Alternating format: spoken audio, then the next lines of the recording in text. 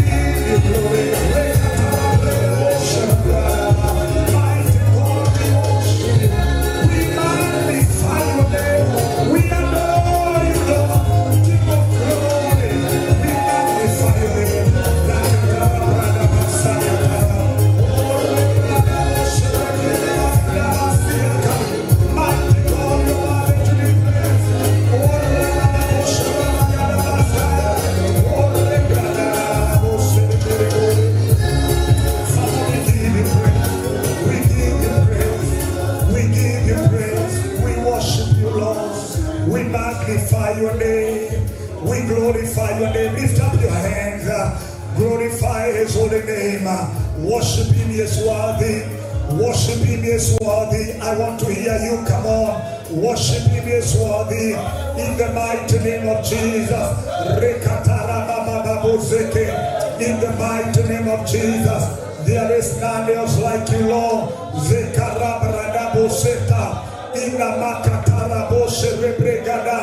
Mighty God, we give you glory.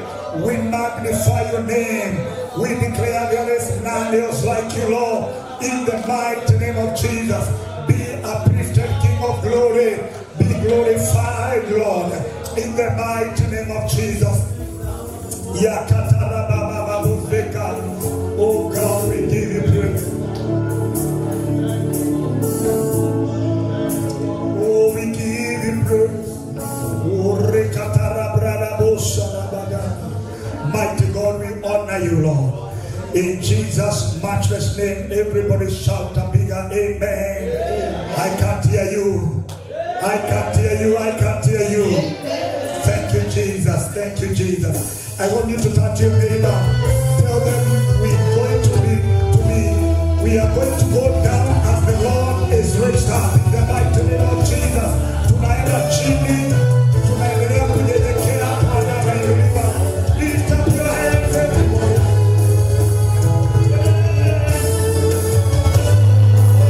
Lift up your hands.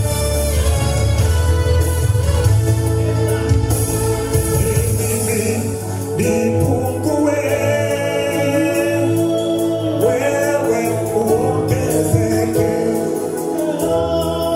Mimi nipungue wewe uongezeke. Mimi nipungue na wewe uongezeke.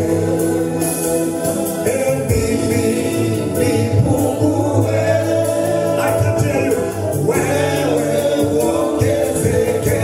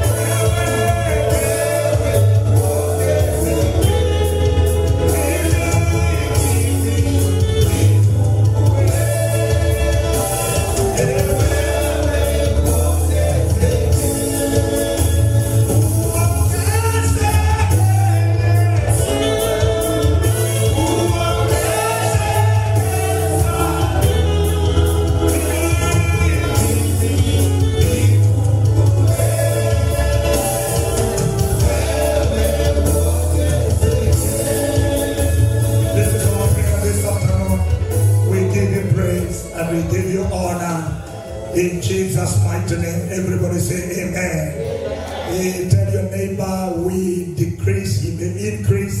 and He is worthy to be praised. Amen. I want to hear you. Nataka usalimie watu 10 hapa kila mahali. Come on. 3, 5, 10 people. Tell them how they are looking good.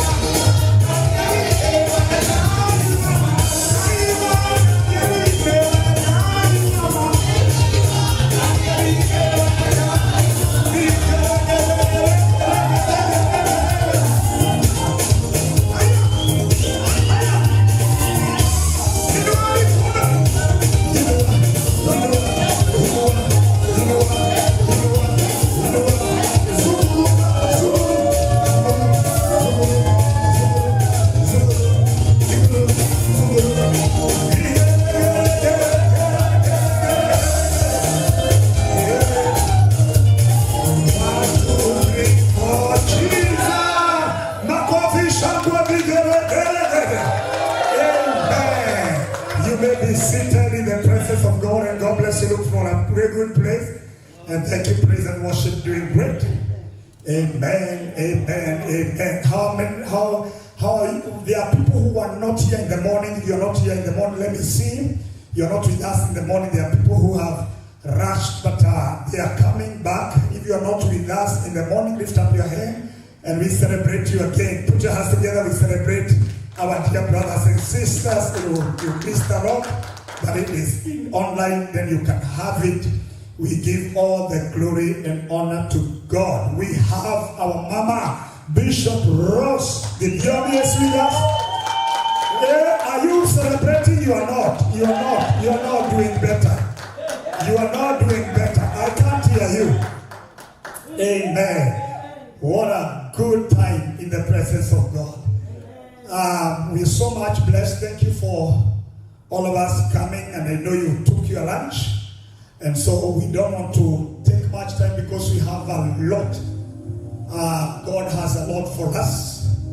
We have our Mama, Apostle Pauline Kamanja is in the house. My goodness. Thank you, Mama. Thank you. Thank you so much for grace in this conference. Let me tell you, we have graces and graces in the house. And thank you so much. May the Lord really bless you. I don't want to take much time. We have our Reverend also, Margaret. She's been cooking for us, taking care of our Central Province. We need to celebrate this girl. Do it for me, because she's done a lot on the altar, and then in the kitchen, doing all this stuff. Yeah? It's not a joke.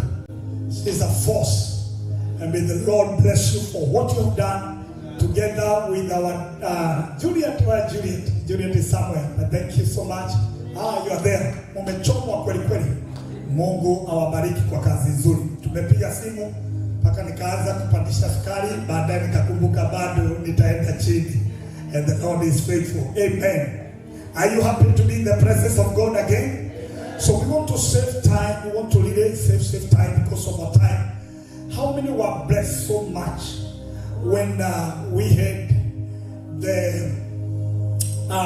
we were taught about the ministry of presence? The ministry of presence. How many were there? This is very powerful. The ministry of presence. When we talk about the ministry, we have done a lot of teachings. Today we were dealing with the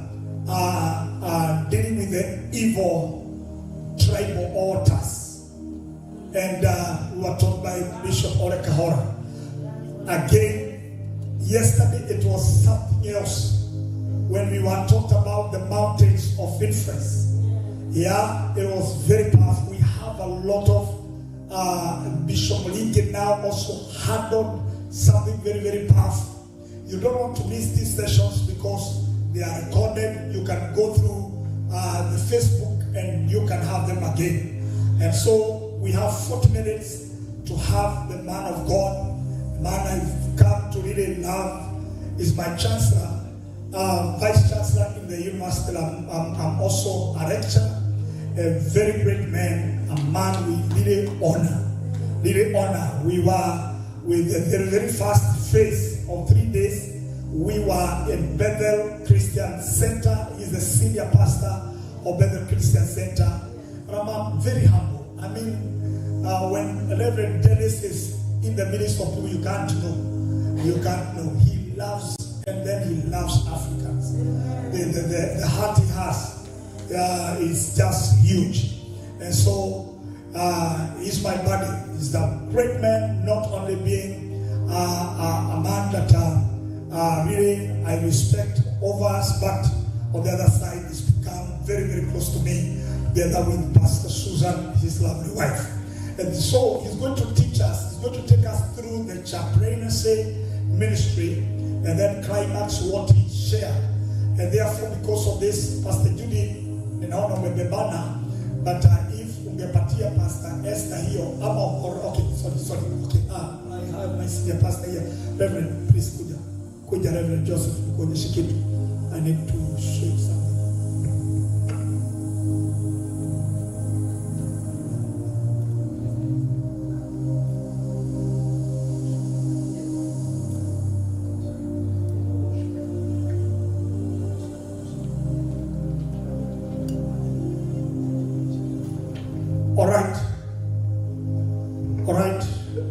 All right. So we would like to have some notes so that at least we can be able to be helped and it will be powerful. Today we also have our Papa in the house. When our Archbishop is in the house. Mzee akiwa hapa hatuongei mambo mengi. We need to really behave because he's my father, and therefore we want to respect and honor this man when he's there. Papa, we love you and we pray for long life. If there's something I'm praying, is that God preserve our Papa. He's a great man, the man that we really honor. Come and celebrate our Father in the house. It's an honor to have him. And so he will be sharing with us also tonight. And it will be powerful. It will be powerful. So, before those notes come, I want us to be rising up, and then therefore we bring the man of God. Thank you, Bishop Kimoyo, for leading us powerfully in procession. And thank you so much, Bishop Moringi. Thank you so much, all of us servants of God. May the Lord really bless you. It's powerful. Amen. So, this one I will just give Reverend Margaret. I know umetoka kitchen lakini unaweza kuomba.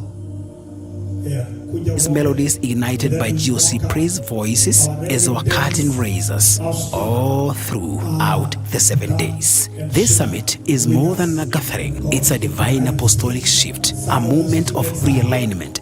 And that is very powerful. Thank you, Auntie. Thank you, Pastor Reverend Mrs. Nyaga. Thank you so much. The Lord really bless you. Amen. Hallelujah. Hallelujah. Father, we open our hearts. Our hearts are open and receptive, ready to hear you, Lord. The ears of our understanding, Lord, open in the name of Jesus, that we may hear you, Lord. Hallelujah. This time, Lord, we dedicate unto you, King of Glory, even as we dedicate the minister, the vessel that you have chosen for a time such as now.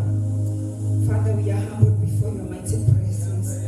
You have fed us. You've been with us ever since we started. And you are not giving up on us.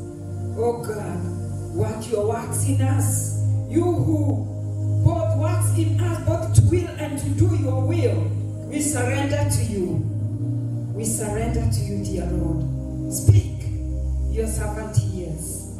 Through the vessel that you have chosen tonight. In the mighty name of Jesus, we pray. Amen and amen. Hallelujah. Now with the joy of the Lord, help us in welcome none other than Reverend Dennis Austin. In Jesus' name. Amen, Doctor. Thank you, Lord. I receive that. Have you received it?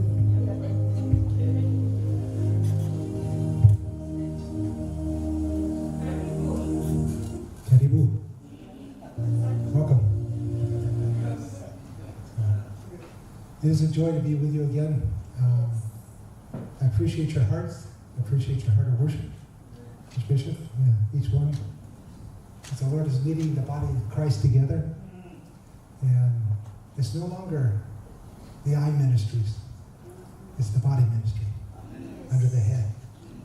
And Christ is joining his body together. He is fitly joining us together. And when you talk about the need and the art of presence, and you talk about coming onto a scene with chaplaincy and different things, our callings, what I'd like to share to you tonight is your calling is holy. Did you realize that? Because we serve a what? A holy God. He said, be ye holy. I heard that in the message, right?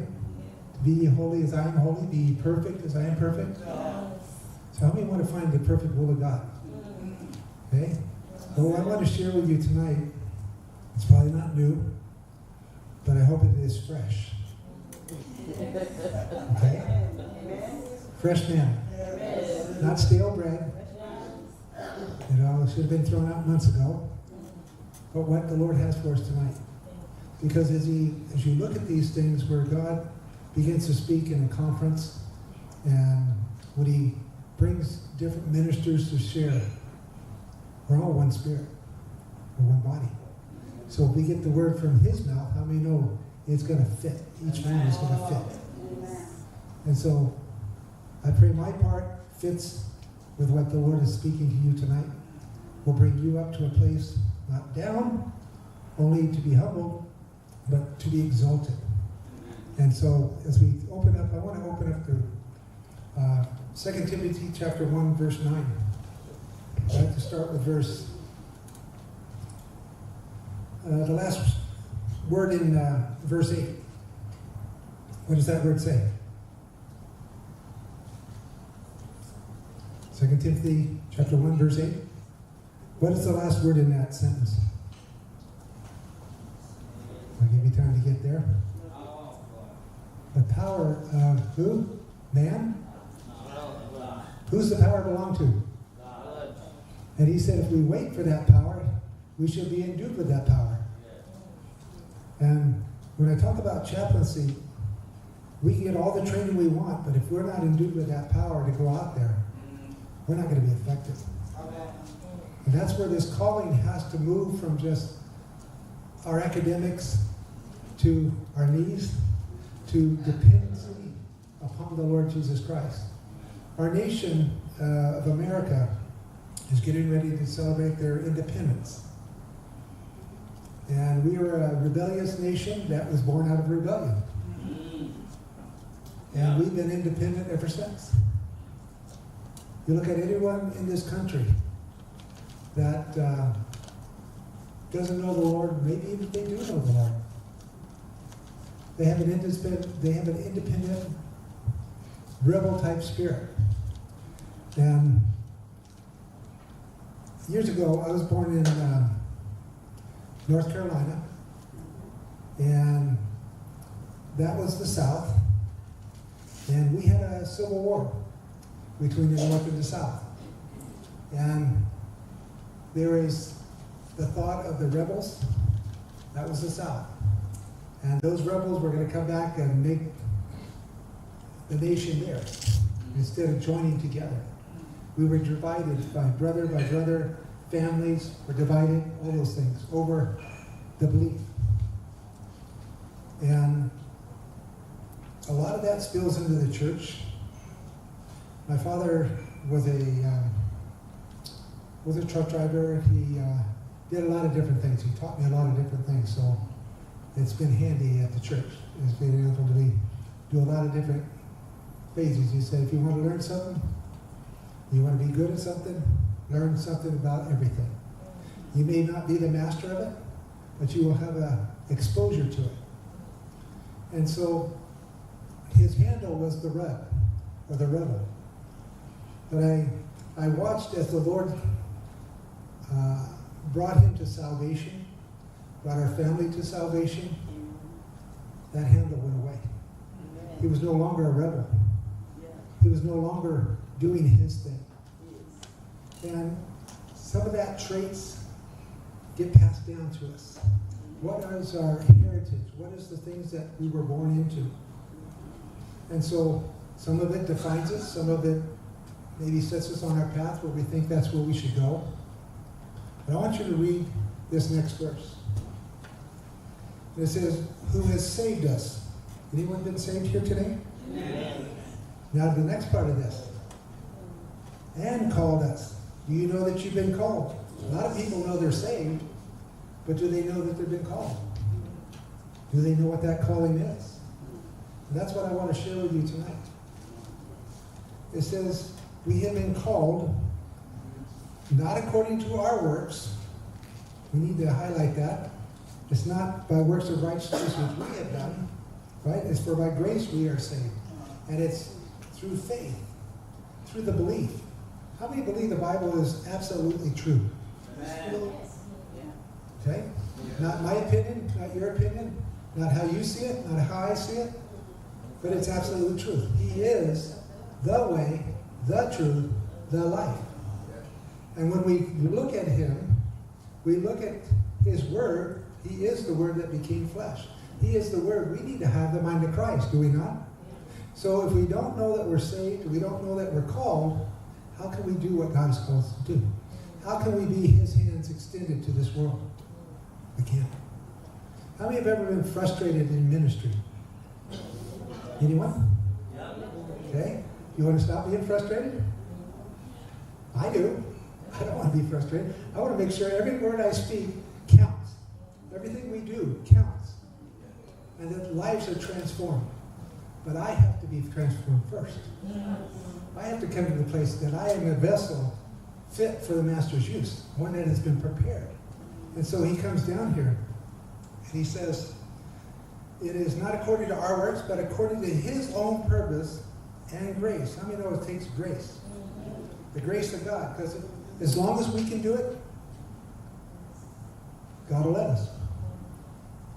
But it won't accomplish. It'll be frustrating. But it's when I came to the place of saying, Lord, I can't do this. This is bigger than I am. This is more than I can do. You know what happened? He started doing. He started performing. He started equipping. He started showing us what we needed to do to triumph, to overcome, to be successful. But it's only by the grace of God.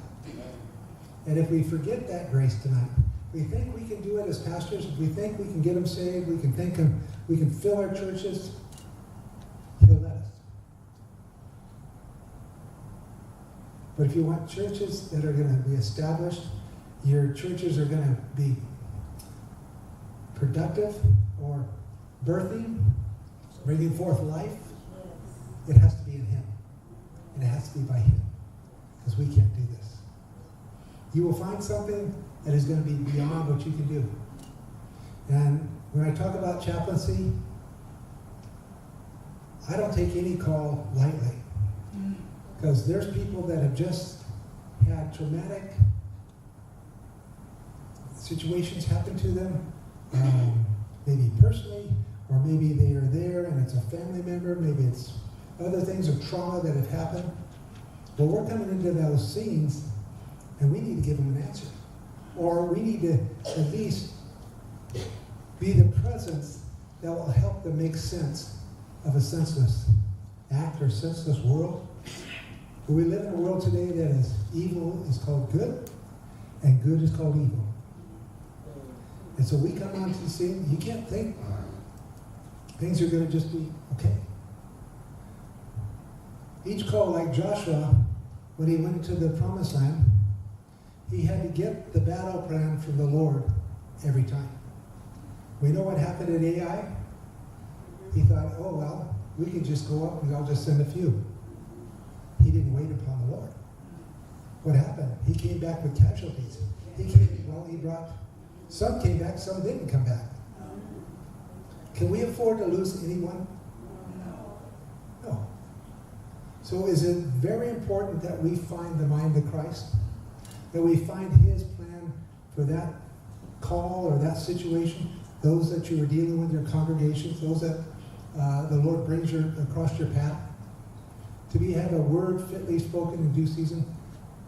To be able to speak the words of life? And see life brought out of tragedy, out of destruction? In our nation, as we come to this 4th of July, we don't know what's going to happen. With the things going on in Iran and Israel, our part we played in Iran, they're not sure if they're going to use this for a time to strike back. We live in an ungodly world. We live where our enemy is playing for keeps. And we need to have our hearts so tuned to the Lord that we're not caught unawares. We need to pray for His protection. Just like a conference like this, we may be here, your families may be somewhere else, but we need to pray covering over them. That the enemy cannot take advantage or take a shot at them, try to attack them. While you're here ministering, while you're here receiving, that covering needs to be upon them, right? So part of this whole thing about presence is those we leave behind. In my case, my wife. When I go out in the middle of the night, I let her know where I'm going. I let my department, my records, I check in, hey, I've arrived at scene, this is where I'm at. I let them know that I'm leaving the scene, that I'm now finished with this call, so that they know that I'm not just out there, and I'm out there by myself. I call her, I'm on my way home, I'll be there shortly, And, there's that covering. But while I'm gone, she's praying for me. She's covering me. That's why we need to walk together in agreement. As pastors, your best support system is your wife. Or your husband. Is it not? You need to stand together in agreement. Two are better than one, for they have a good reward. Don't think you can do this by yourself.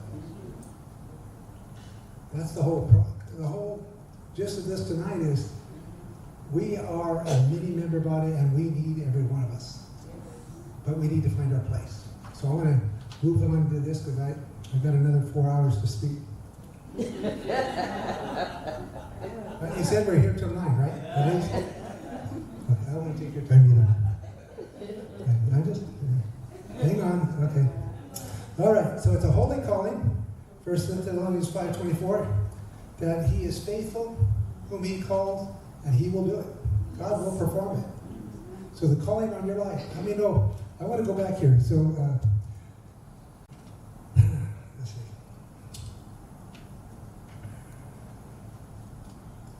As you look at verse 9, the last part of that, it says, his own purpose and grace, which was given to us in Christ Jesus before time began.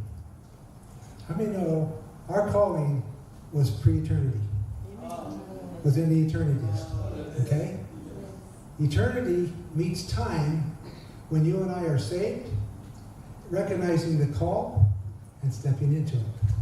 But it was foreordained. It was predestined. I'm not getting into all the foreknowledge and everything, Romans 8:29. But what I want to tell you is, it was pre-eternity. God knew us, and God knows you. God knows everything you're going to face. God knows what is needed, what your giftings are going to be needed. But the answer is, many are called, but what? Many are invited, is what that word called means. To be invited. How many know we've been invited to join purpose with the Lord? To see what was predicted and what was preordained in eternity brought to time. But at this hour, this time in history. If you look at Esther, for such a time as this, she was brought. Preordained, but for such a time. Then she was real. That's what I'm talking about. This is where we need to be looking. Because it's a holy calling. And we need to treat it as a holy calling. Not lighthearted, not frivolous, not playing church, not using it as a means to get rich. Let's say, sad to say, we got ministries that fleece the sheep. And that's their heart. What can they get from the sheep? Or anyone else? Their heart is not his. This is a holy calling. And it's a precious calling. So let's go on down here. As he comes down here, we need to have our dependence upon God for his grace, his ability. He calls you to do what he will enable you to do. He calls, he enables. But I've got to be listening. I've got to be willing to do this. So how do we get there? Let's go to Ephesians 2 for just a moment.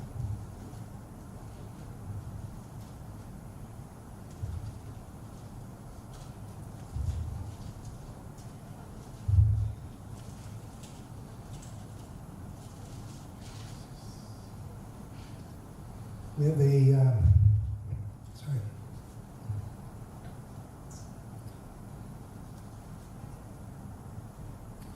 Verse 10. For we are his workmanship, created in Christ Jesus for what? Good works, right? Which God prepared beforehand. Where was that preparing coming? Pre-eternity? Before Christ, before all that, before us, before time, in the eternity. Prepared. But that word there, workmanship, is actually a poetic word. It actually means masterpiece. We are his masterpiece. How many know God wants to bring back to this world his masterpiece, his greatest creation, that he took each one of us. Think back before salvation. Think back before you knew God, before you gave your heart to the Lord Jesus Christ. Were we really worth saving? Were we really good material to be using? He takes us right where we're at.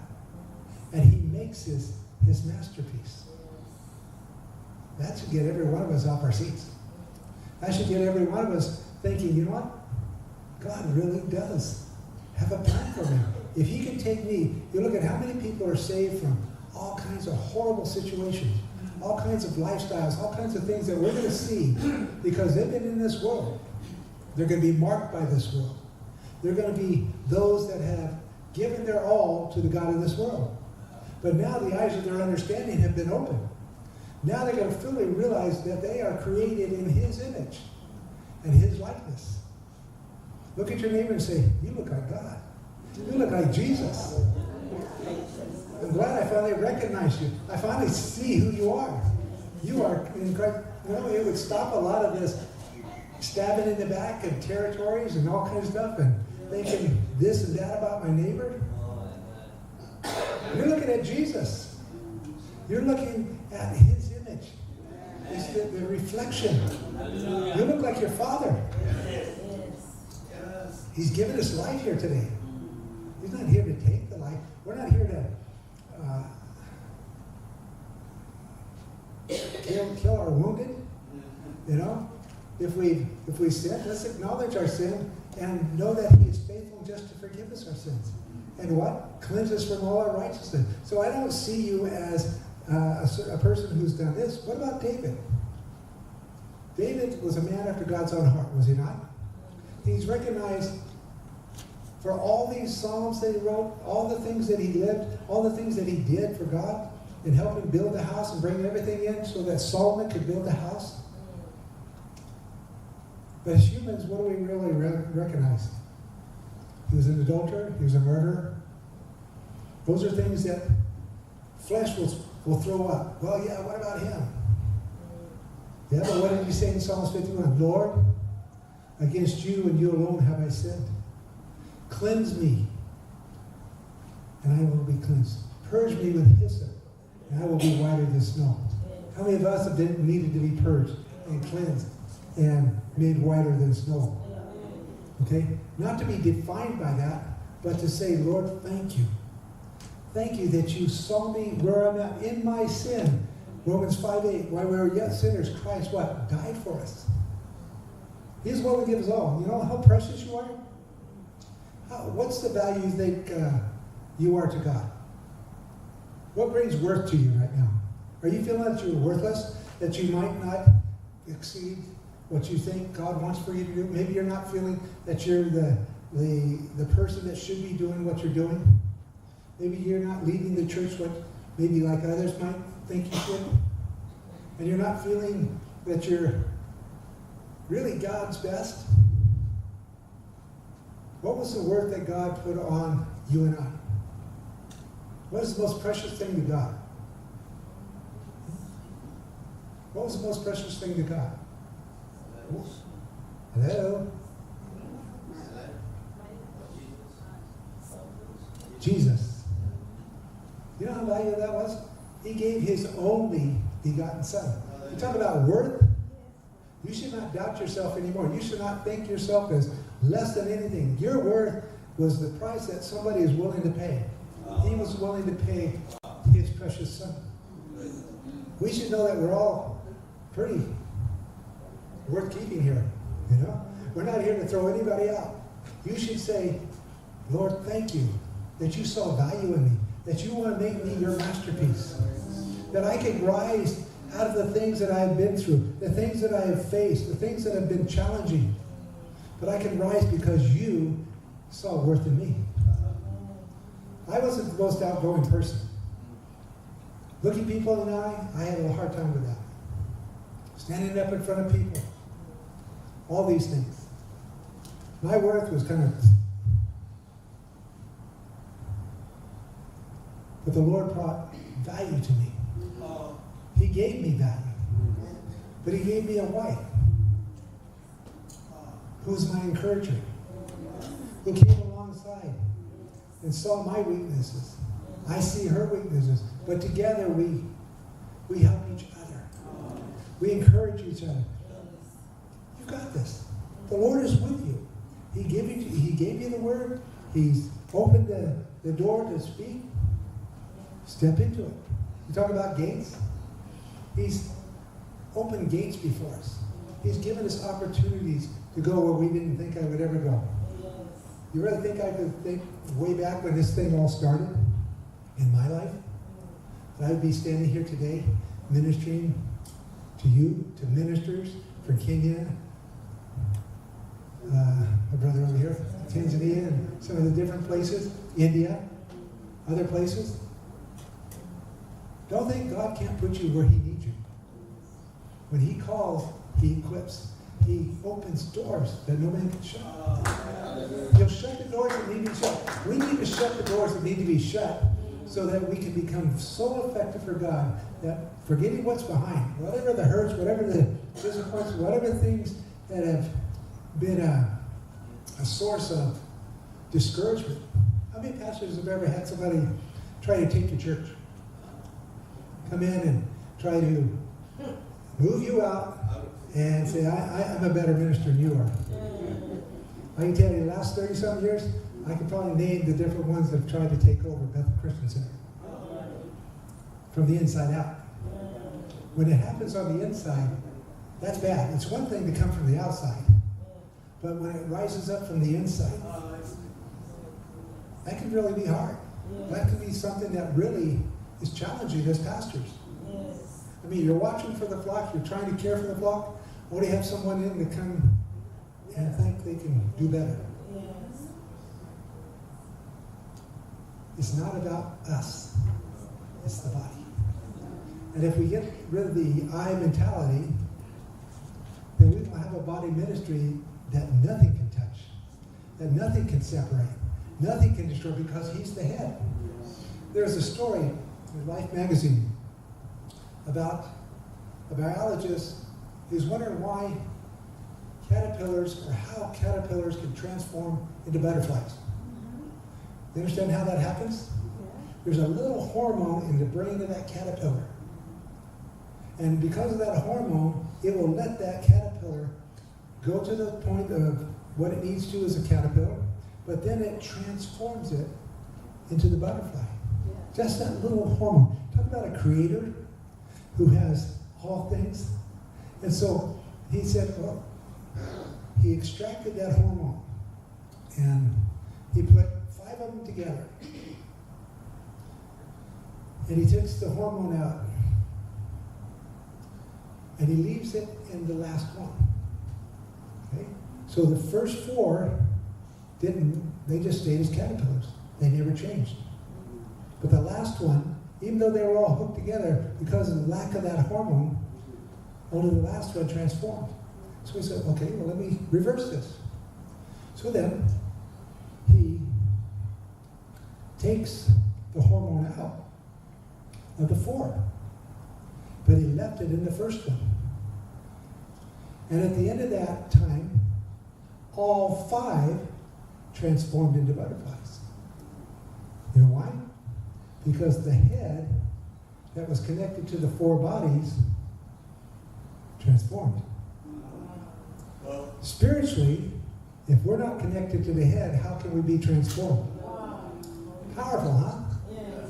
I mean, just in nature, all creation witnesses. What a witness of what it means to be connected to the head. So as you go back here, let's go on down. We are his workmanship, created in Christ Jesus for good works.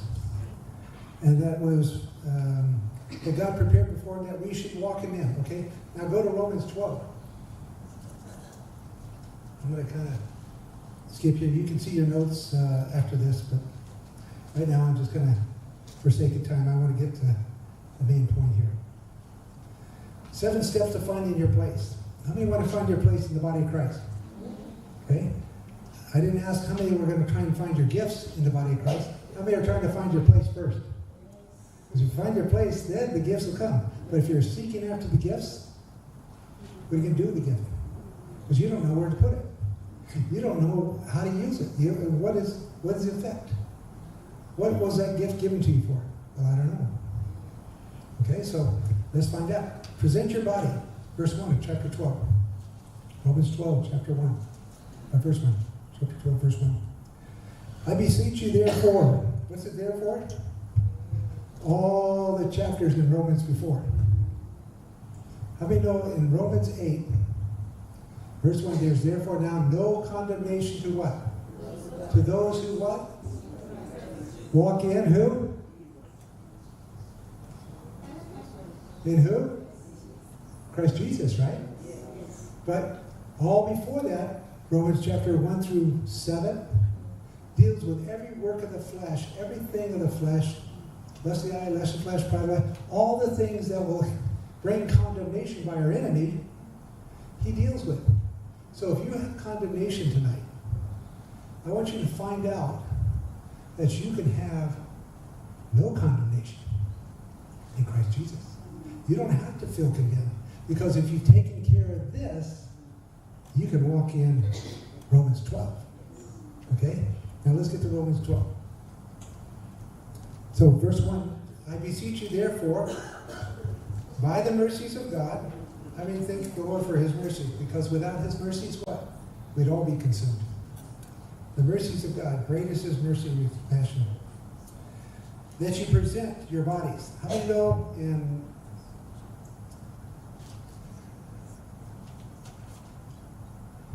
1 Corinthians chapter 6, verses 19 and 20, that our body is the temple of the Holy Spirit who is in you. Our body is the temple of the Holy Ghost, right? The Holy Spirit. And you are not your own. Say you're not your own. Why are you not your own?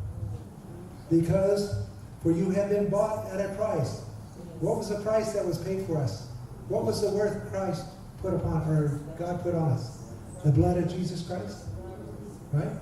We're bought with a price. We are not our own. So your calling is not yours. Your body and your spirit belong to God. Your soul is yours. Your free will. What are you going to do with that will? Are you going to choose life? Or are you going to choose the love of the world? 1 John chapter 2. If the love of the Father is not in us, what's in us then? The love of the world, the lust of the eye, lust of the flesh, the pride of life. He says, if these things be in you, we're not going to make it. We're not going to receive eternal life. We're going to receive eternal damnation, right? But if the love of the Father is in us, we're going to triumph. We're going to fulfill his calling. So as we see this as a holy calling, whatever God has chosen you to be in the body of Christ, if you answer that call, his equipping, his giftings will be there. If you're going to be the finger of the body, how many know you need the gifts for the finger? So that you can actually minister as a finger. I mean, no, my hand does not look good on the bottom of my foot, on my foot at the end of this leg. Or my foot does not look good as a hand or as an ear. What would happen if my foot was up here as an ear? It wouldn't look good, right? It wouldn't be that part that actually functioned. But if I have the foot and I have the giftings for the foot, I mean, no, I can go where I need to go. I can do what God's called me to do. That's where we need to find out what's my place, what's my calling, what's my giftings, so that as we are fitted together, then we can fully function. And as pastors, we know this, we may have talked about this, but do we really, does our congregations really know what their giftings are, what their place are in the body? Has it been more about different ministries, but not about the body? The Lord wants to bring us to that unity. We talked about this at the first of this. Behold how good and how pleasant it is for brethren to dwell together in what? Disunity? No, unity. For there he can command a blessing, even life forevermore. How many want to see life after we're done here? If the Lord tarries and we're gone, and the next generations and the next come up, how many like to see them continue on and walk in the further than we ever thought about coming? Further revelation, further understanding of God's calling and God's purpose to bring the gospel to the ends of this earth, to the end of this age. When the end of this age has come, he said that this gospel will have been preached. Yes. So how many know that we still got a lot of people groups to reach to bring this thing to an end? Yes. but we do our part, then it'll be brought to an end. And then into this age, the God of this age will no longer be a God. He will be judged, and we will be finished with him. And God will bring his body together. Those that have gone on before, we that are alive and remain, together we shall be with him throughout eternity. I want to see as many people off this planet in heaven and not hell. But we need to do what we need to do. So he comes down here. We're invited and been appointed. We've been called, saved, and called. So he comes down here in verse 2. I beseech you that you present your bodies a living sacrifice. How many know the Old Testament, it was animal sacrifice, it was dead sacrifice. We have presented ourselves living epistle, known and read of all men. And so that sacrifice has to be a living one. So is there things that you have to do to present your body? Yeah. Choices we have to do. If this is his temple, how many know we need to take care of the temple? And learning to do that, learning to use this body for his glory, his honor. How many people today are using this body for dishonor? Lots. And some of us are sitting in church doing it. And that's our challenge as pastors with our congregations. Are they really walking where they need to be? Are they really realizing that the Word of God is absolute truth? Or is it just relative truth? Just what you believe, what I believe, what's my opinion, what's your opinion? Because unless that gets settled, a man's right in his own eyes. So, hey, I'm going to fit to my lifestyle. I'm going to make the choice based on the truth that I believe. Now, if it's the Word of God, how many know we're going to base it upon it, and we're going to have the answers we need?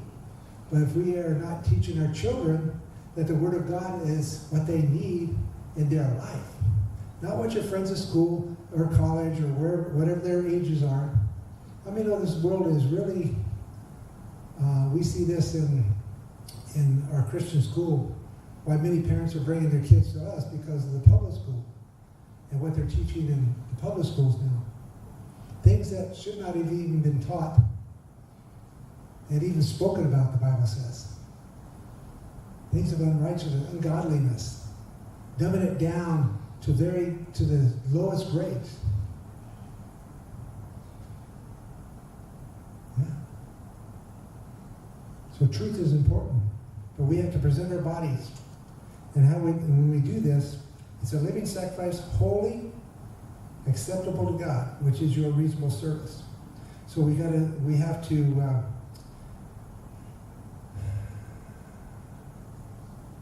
think differently. Speak differently. We got to speak the truth. We have to stand for truth. We can't compromise. You look at everyone in the heroes of faith in Hebrews chapter 11. Now, did everyone receive the promise? No, but they died in belief of that promise. There were some that were sown as sinners, some that did not enter and did not receive the promise, but they still believed it. They didn't compromise, and they were willing to lay down their life, hazard their life, go where God would send them to go, do what God had called them to do. Do we have that kind of heart tonight? Can we take this body and go where God sends us? Yeah. No questions asked? Yeah. No stipulations? No putting conditions on it? I'll go where you want me to go. I'll do what you want me to do. Ruth said, I will go where you want me to go. I will do what you want me to do.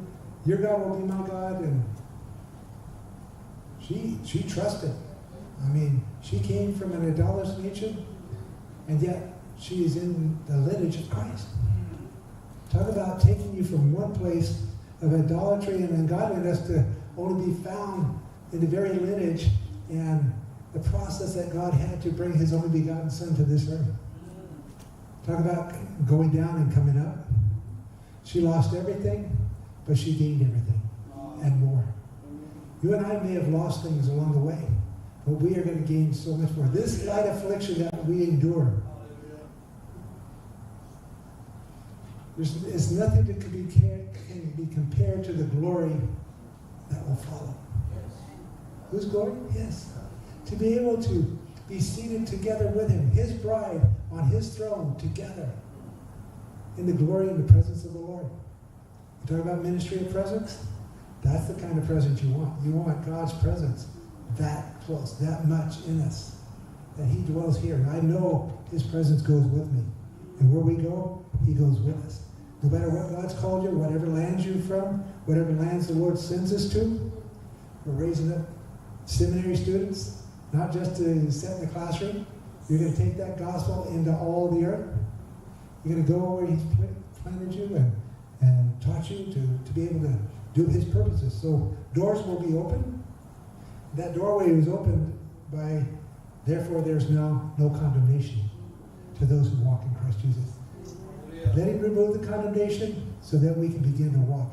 And if you look at Romans 8 and verses 5 through 7, he talks about thinking differently, living differently. We can't live according to the flesh and think we're going to get spiritual. We're not. Soulless worship has nothing to do with our worship service. It's got to be spirit. We worship in spirit and in truth. We see a lot of soul worship in the church today, where their soul is getting engaged. The mind, will, the emotions. People are walking on their feelings. And good times. I've worked with churches and seen it firsthand, where people will come off of drugs and come out of addictive behavior only to come into the church and get addicted to soul worship. They trade one feeling for another because it's ministry to the soul. Ministers, we got to treat this as a holy calling. Our worship has to go higher. Spirit to spirit. That's why the body and the spirit are God's. Our spirit needs to come back to the head, and the soul needs to come back in its place, under the Spirit of God. And so if we're led of God, those that are the sons of God are what? Led by the soul? No, they're led by the Spirit of God. We are the sons of God because we are led by the Spirit of God. It's the Spirit that we need. Our dependency has to be upon him. Discovering God's will in 3 stages. It's a good. Your life becomes better. How many has been better since you got saved? Okay? How many want to get it better when you know your calling? And that you're actually functioning in that good, the better, the acceptable, as you have received it by faith. We received Christ by faith. I've never seen him. I believe what the word says. I believe that he is my Lord, my Savior. I believe that he cleansed me from my sins. I believe that he goes with me wherever I go. That when I pray for the sick, he watches over his word to perform it. His Spirit quickens and gives life to our mortal body. How many needs a quickening tonight? How many had a good dinner? I can see it on your face. All right? Hey, I've been in the same seat. We need life. We need life. We get full, but you got to do something with it. Okay? So now, when do you want to get to the best part? Perfect in every way. Be humble, realistic. Look at it as you go on down here. So do not be conformed to this world, but be transformed by the renewing of your mind, that you may prove what is that good, acceptable, and perfect will of God. There has to be no conforming to the world, but transformed. By the washing of the water, by the word, we are what? Our minds are renewed. Back in the time when the Jesus people were coming out of from the drugs and getting saved and coming into churches, my wife worked with some different ministries where they see these people come in, they're totally blown out on drugs. They just basically kind of looked up out from under their hair, and we just kind of, they weren't functional. But because they sat under the ministry of the word, and that word going over them, One young man came in, and all he could do was, he said, I want to work. So he said, well, go get your broom, and he just kind of sweep. And that's about all he could do. And he kept setting under the word, And he said, no, I want to work. He said, yeah, go get your broom. No, he said, I want to work. That young man's life was transformed. He became the city auditor for the city of San Francisco in California. He went from sweeping with a broom to the head auditor over that city. God put him in a place of authority and influence by the washing of water, by the word. We've seen so many people when they come under the word. That's why we need to not preach stories or tell stories and good times and all this kind of stuff. Let's preach the word. Let's get the message into their hearts. Let's get that word so it's functioning, that it's actually living in them, Christ in them. That word comes in and it becomes living as it's worked out. And every member begins to start functioning under that. Their thinking is changed. It's no longer what I want to do. Lord, what would you have me to do? When God opens that door, you can say, yes, Lord, as Isaiah said. Yes, Lord. As he touched the coals from the altar on his lips, he said, Lord, I'm a man of unclean lips. But yet, that coal transforms us. How many have been touched that your lips are now not just lips of clay, but they're anointed to speak in those situations? That you can take it if you're thinking about being a hospital chaplain, if you're thinking about being a hospice person or other areas that God would open up for you. You're going to have some words of life. Because you're dealing at the end of life. You're dealing with individuals that they don't have long to live. What hope can you give them? What assurance can you give them that this is not the end? Well, you give them the words of life. You give them the Lord Jesus Christ. They're going to know that I am passed from death unto life. I can say hallelujah as I go up. Right? It's not about being able to take that word and make it personal. To be able to see the Holy Spirit take that word and just bring forth from death life. Bring healing. We had an individual in our congregation. He works for Boeing. He's an engineer. And this is right at the start of COVID. And he was having headaches. And so they took him into the emergency room. And he sent him back home with some pills. And he just wasn't doing it. So he goes back to the emergency. Pretty soon they had to admit him because he'd lost consciousness. And he was, we got the call, and myself and one of our other elders went up, and we began to pray for him. And when we went in that room, he had all kinds of wires all over his head. He's on a ventilator. This was happened in the moments of 2 or 3 days. It went from headaches to he's completely comatose on life support. And we began to pray. We laid it and anointed him with oil. And we came back up, a couple of our elders, and this is before we didn't know about COVID. We didn't care about COVID. We didn't know there was COVID going on. We just went in and went in the name of the Lord. Well, this is going on for a bit. And in the process,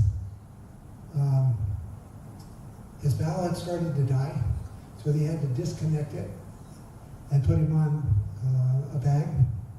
And so he's in the hospital. He's got this going on. He's on life support, ventilator. We continue to go back and anoint him. Continue to speak the words of life over him. When somebody's in that hospital room, don't come in frivolous. Don't come in just, Come in with words of life. You don't say, boy, this person's not going to make it. He doesn't look too good.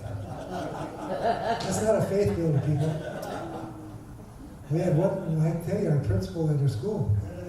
He was on life support, and 2 nurses came into his room and said, this poor sap's not going to make it. He doesn't look good. And he heard that. He was unconscious, but he was hearing this in his consciousness, but he couldn't speak it. We came in, we prayed for him. He rose up out of that bed. He is still living today. Okay? This man I'm telling you about right now, he is living. He's one of my translators. He translates the languages for those that came from Africa and Haiti and Dominican Republic who speak French. He speaks fluent French. So he translates the services for them in French. God had a calling and a ministry for that man, and he stepped into it. God raised him up. We went in, we prayed for him. We came back. They had all the wires off of him. He's still on a ventilator, and he's still there, and we continued to pray. Came back again. He's off the ventilator. And, I mean, there's a whole process here. And so then when he got out of the hospital, and they didn't know if they could reconnect his valve because it had died. So we laid hands on him and prayed for that. He went back to work. He is no longer he's no longer hooked to that bag. They were able to reconnect the valve. It functions, and he's fully functioning, walking. It was a testimony to Billy. There was another engineer. He had been out for over a month, and he came back to work in record time. And he said, "How'd you do that?" And he said, "It wasn't I, it was the Lord." And that's what I'm telling you. When you walk in there, you have the authority that God will give you, the giftings you will need to accomplish what he wants you to accomplish. So that you can be his hand extended. You can be that mouthpiece that needs to say what you need to say. Words of life coming out of it, because we have the power of life and death in this tongue. You can speak to your brothers and sisters in Christ, and you can chew them up, spit them out, and have them for dinner, you know, as you have, as you roast them, as we would say, talking about all their faults and all their shortcomings and everything. Or you can say, "I love you. I bless you in the name of the Lord. I praise you that you are part of this body. You are part of me. I'm connected to you. You're connected to me. And together we can see God accomplish great things because we're connected. We're not here to divide. We're here to edify, strengthen, and build up." So, okay, let me finish up here. As we come on down here. So it's number D, be humble and realistic about yourself. How many of you ever looked in the mirror and said, "Oh, you look so handsome. You look so beautiful." Yes. Right? We walk up to the mirror and we say, "Oh, this is what I look like." And then I walk up to the mirror of the Word and I say, "Oh, that's what I look like." Because it shows me what I look like. It's realistic. The Word of God shows us where we're at. Thank God he does. That we don't walk away forgetting what man, as James says, be forgetful here, and not taking heed to what he's just shown us. How many want to go better and higher and bigger than what God has ever thought you could go? So how many are willing to take the mirror of God and stand before it each day and say, "Lord, show me. Show me. Oh, Lord, I depend upon you to transform me. Show me your heart so that I can reflect your heart, so I can represent your heart, so that I can be your image and your likeness." Image outside, likeness, the character inside. Right? Image outside, what we see, but what comes out of the heart. What's the character in the heart? Is it integrity? Is there a perfect soundness? Is there moral excellence? Is there all those things that will really make the difference? Okay? So then you see, as you drop down here, so be humble, and as it says here, you come on down in this chapter, he says, we're not to think more highly than we ought to, but to think soberly as God has dealt with to each one a measure of faith. So we need to think as God sees us. Think not more highly than we ought to. This church is lucky to have me. This church is, where would this church be if I wasn't here? Probably further and faster and beyond what we would even think or ask, right? Truth be known. But God has placed us there. So we don't think more highly than we ought to, but we think as Christ says about us. Right? Walk with him, humbly before him, and he will exalt. And so then, lowly, teachable, Recognize your God-given measure of faith. Faith is not just talk.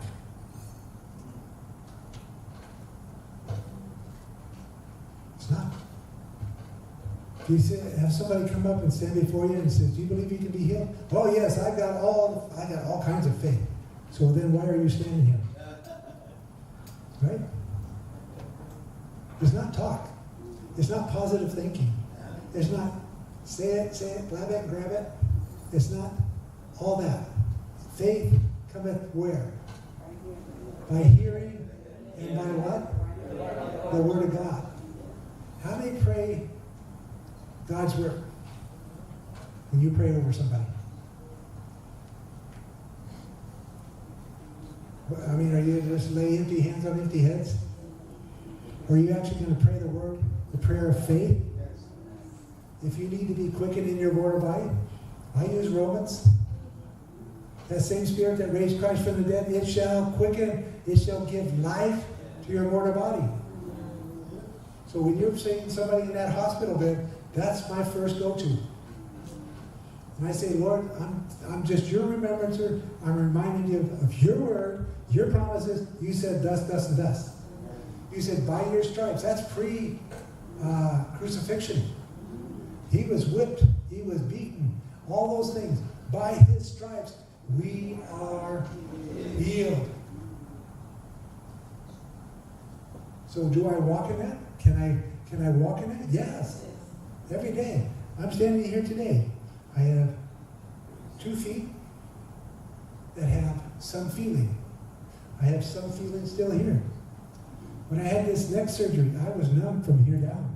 Because whatever in that spinal cord you mess with, from wherever that point is, which was a C3 and 4 incision, that was the vertebrae.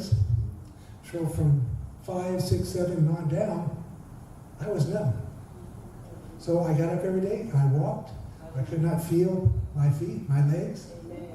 But you what? You walk by faith.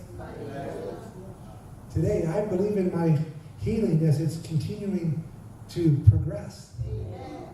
Okay? But it has to be a walk of faith. It's not feelings. If I went by feelings, I wouldn't get out of bed. I just lay there and say, "Ooh, for me," you know? "Oh, poor me." But how many know? It's the day, the night is far spent, the day is, the Lord's coming. The night is far spent. We don't have time to just lay down and say, "I can't do this." The Bible says, "I can do all things through what? Christ who strengthens me." So every day I get up, I do what I need to do in that day. Because he said, "Sufficient for the day, for such is your strength, so shall your day be." So I know my strength is down here. But if I get the word in his mouth, he said, those that are weak, he gives power to the faint, and those that have no might, what does he do? He increases. They that wait upon the Lord shall run and not be weary, and walk and not faint. I can run, especially if something's chasing me. Something wants me for dinner, as the pastor was talking about over here. It's like the antelope. I've got one life and I'm going to run. Make sure I can keep living, right? The lion, he can keep coming back for another meal. He'll find something else to eat if he gets tired. I like that, brother. That's a good word. Some days we're the ones that are running. We're the antelope and we're running for our lives. Our ministries are running for their lives. Because we know we only have one shot at this. That's why it's so important that we make our calling and election sure. Paul said, "I have finished my course, I've run my race, henceforth is laid up for me a crown of righteousness." I want to hear, "Well done, thou good and faithful servant. Enter thou into the joy of thy Lord." Can we pray something together? There's more on this, but I don't want to take the time to. I'm preaching to those that already know the word, that know the way, the truth, and the life. And we're going to see even more. So, can we stand together?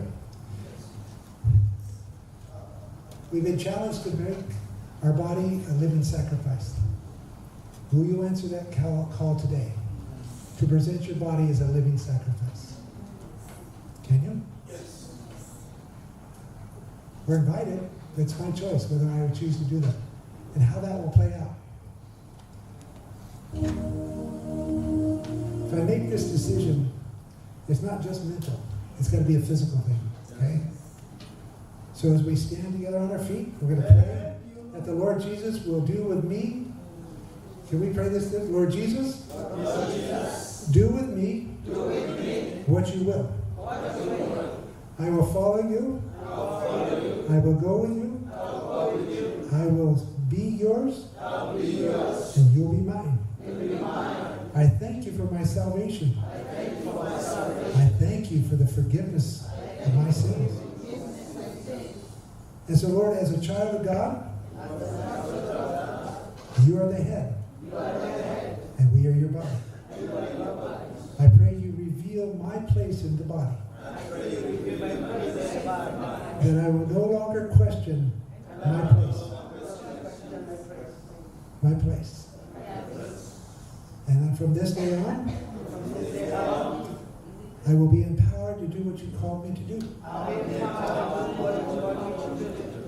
And I will take those gifts and use it for your glory. My body belongs to you. And as I go where you want me to go, you said you would sustain me. You will watch over me. You will be my foreguard, my rear guard. But I commit my all to you. And I thank you that you've committed your all to us. I ask this in the name of the Lord Jesus Christ. And now I thank you. I thank you that you've heard me. I thank you that you've placed me here tonight. And from this moment on, we will walk together and be agreed. Amen? All right, so be it.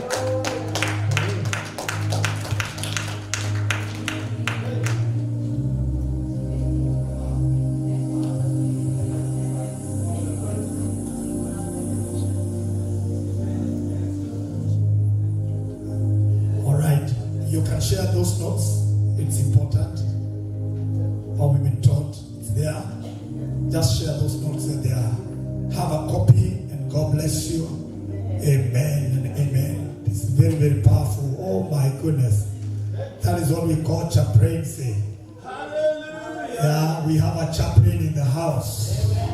A great man. A chaplain. He's a police chaplain, fire chaplain. Oh my goodness. Thank you, Jesus.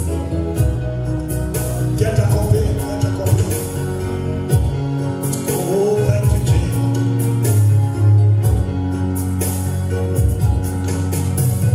Blessed be the name. Blessed be the name. Blessed be the name of the Lord. Blessed be the name. Blessed be the name. Blessed be the name of the Lord. Blessed be the name. Blessed be the name. Blessed be the name of the Lord. Blessed be the name. Blessed be the name.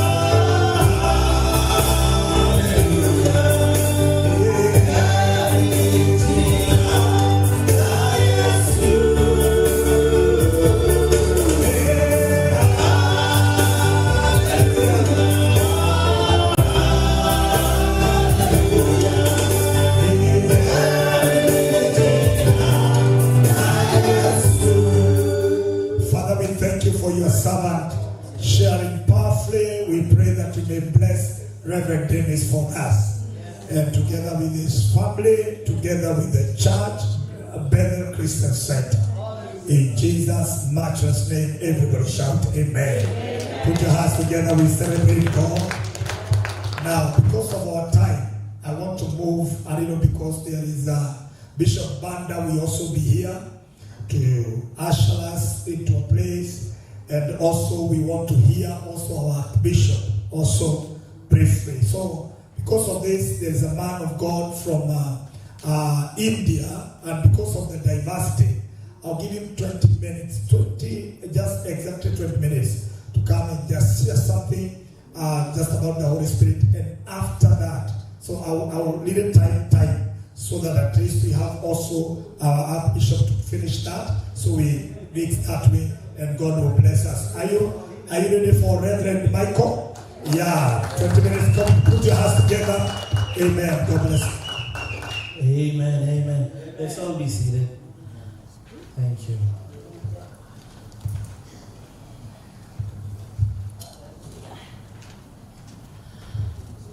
Without taking much time, I'll be on time, I hope. Praise the Lord. Amen. I'm so glad to be here. How many of you are happy? I know God is going to do something greater. He does things that is more than our expectation. So when I was asked to talk about the filling of the Holy Spirit, to let you know the essence of what I'm going to talk to you today was given yesterday when I was in the time of prayer in the presence of the Lord.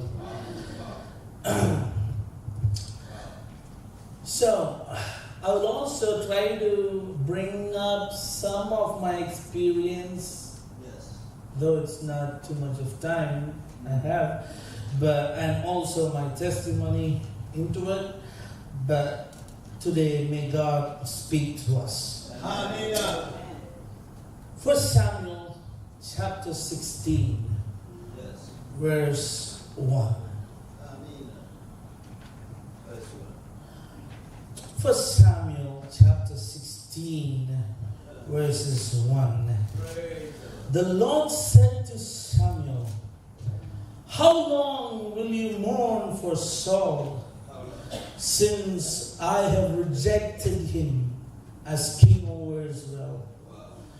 Fill your horn with oil and be on your way. I'm sending you to Jesse of Bethlehem. I have chosen one of his sons to be king." The Lord said to Samuel, "How long will you mourn for Saul, since I have rejected him?" When we talk about Samuel, Samuel was a man who was born out of tears, who was born out of oppression, who was born out of stressful situation of the mother. She was with the heart of tears and anguishness. She was in the presence of the Lord in the temple. And then she was crying in the morning and weeping that nothing is working out good through the cry, through the tears. God answered the tears. Hallelujah. And he gave Samuel. This Samuel was a chosen one. We are called and we are chosen and we are sent into the world to preach the gospel. We all are ministers of God sitting here. Samuel was born out of these tears and cried. And now, when he came out of the mother's womb and when he was left in the temple, we see God called him by his name. And by his name he called, and he could not recognize, because on those days it was rare to receive or hear the voice of God or the word of God or the promises of God. It was a time, it was rare to hear God's word.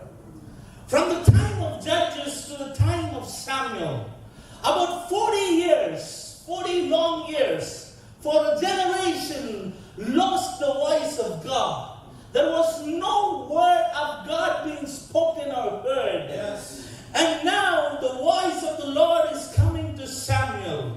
It has not gone to Eli because he was in a place where he cannot move, because he was so much sophisticated by the place where he was. And his sons were about to be priests, but they did not hear the voice of the Lord, because 40 years, almost 40 years, this generation of Eli and Eli's sons did not hear the voice of the Lord. Yes. And this Eli was sitting inside the temple in a regular place where he sits every time, because he knows the word of God, but he has not heard. And Eli's sons do not know the word of God and did not hear the word of God too. And so they were sleeping outside the temple, doing some things against the Lord, against the covenant that God made with Levites. They were sleeping with women just in front of the gate of the temple.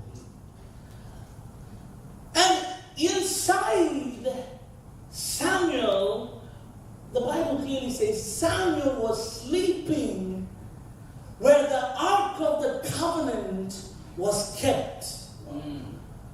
This generation is the generation who heard the voice of God, because he gone closer to the Ark of the Covenant.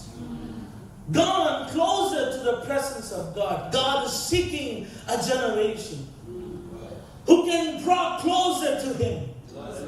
And so he can speak to him. And so he can send him to a generation which is lost. And we all received the voice of God because we were drawn closer to God through the blood of Jesus Christ. We did not have any challenges to get near to God, because the blood of Jesus has opened the way for us to reach God. Oh, yes. We didn't have challenge to see God, Yes. to get closer to him.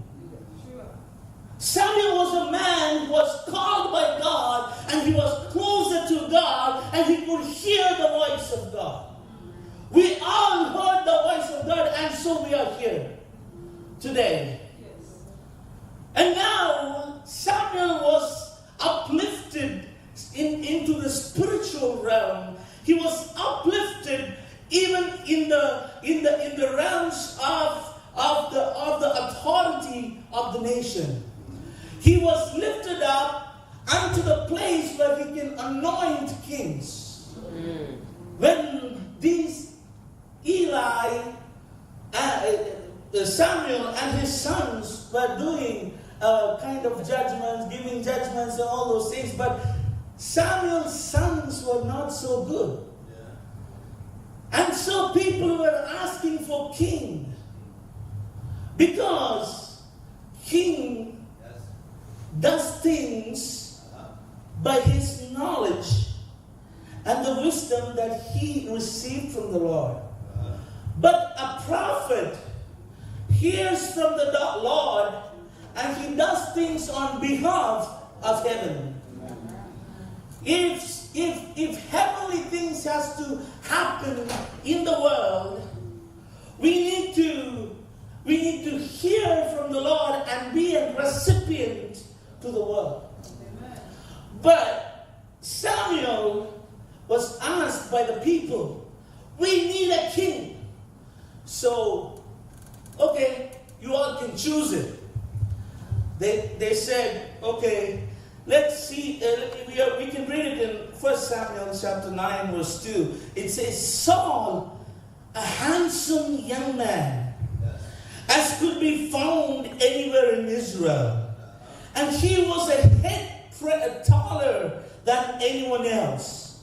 He was from the tribe of Benjamin, the smallest of the tribe, outwardly impressive, inwardly unyielding. People looked at the outer appearance. He's a taller man. He was a handsome man. If he sits on the throne of a king, it is so majestic. But God did not look at the appearance outwardly, but he looked what is inwardly. That is why God told Samuel in the verse 16, chapter 16, verse 1, he said, how long will you mourn for Saul? Because he don't want to take off Saul from the place. Because he was so much comfortable in having Saul as king. But God has already rejected him. We as a called one, chosen generation, we have heard the Lord and came to the ministry. And while we were in a situation where it is all kind of distractions and poverty and all kind of pain that is stressing us, we are still ready to be in that spot, not ready to move on with what God has for us. He rejected Saul. We are simply mourning for what has been rejected by God. In our lives, we are simply mourning on what we have lost. We are mourning for what is not going to produce more fruits.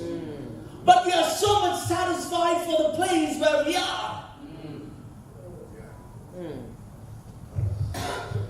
See, I was raised up in a pastor's family. And my grandfather was a pastor from 1928. Almost our family is in the ministry for almost 100 years now. And the Lord has been faithful to call me to this ministry. I was not worthy person to take up this cross, but still He made me worthy to take up this cross and go into nations and preach the gospel. I was born out of tears. When my dad's ministry was going through some trials, there was no food left in the house. I was born. Till the age of my 4, they didn't even have the nutritious powder that they give with milk. We didn't have in the house the protein powders.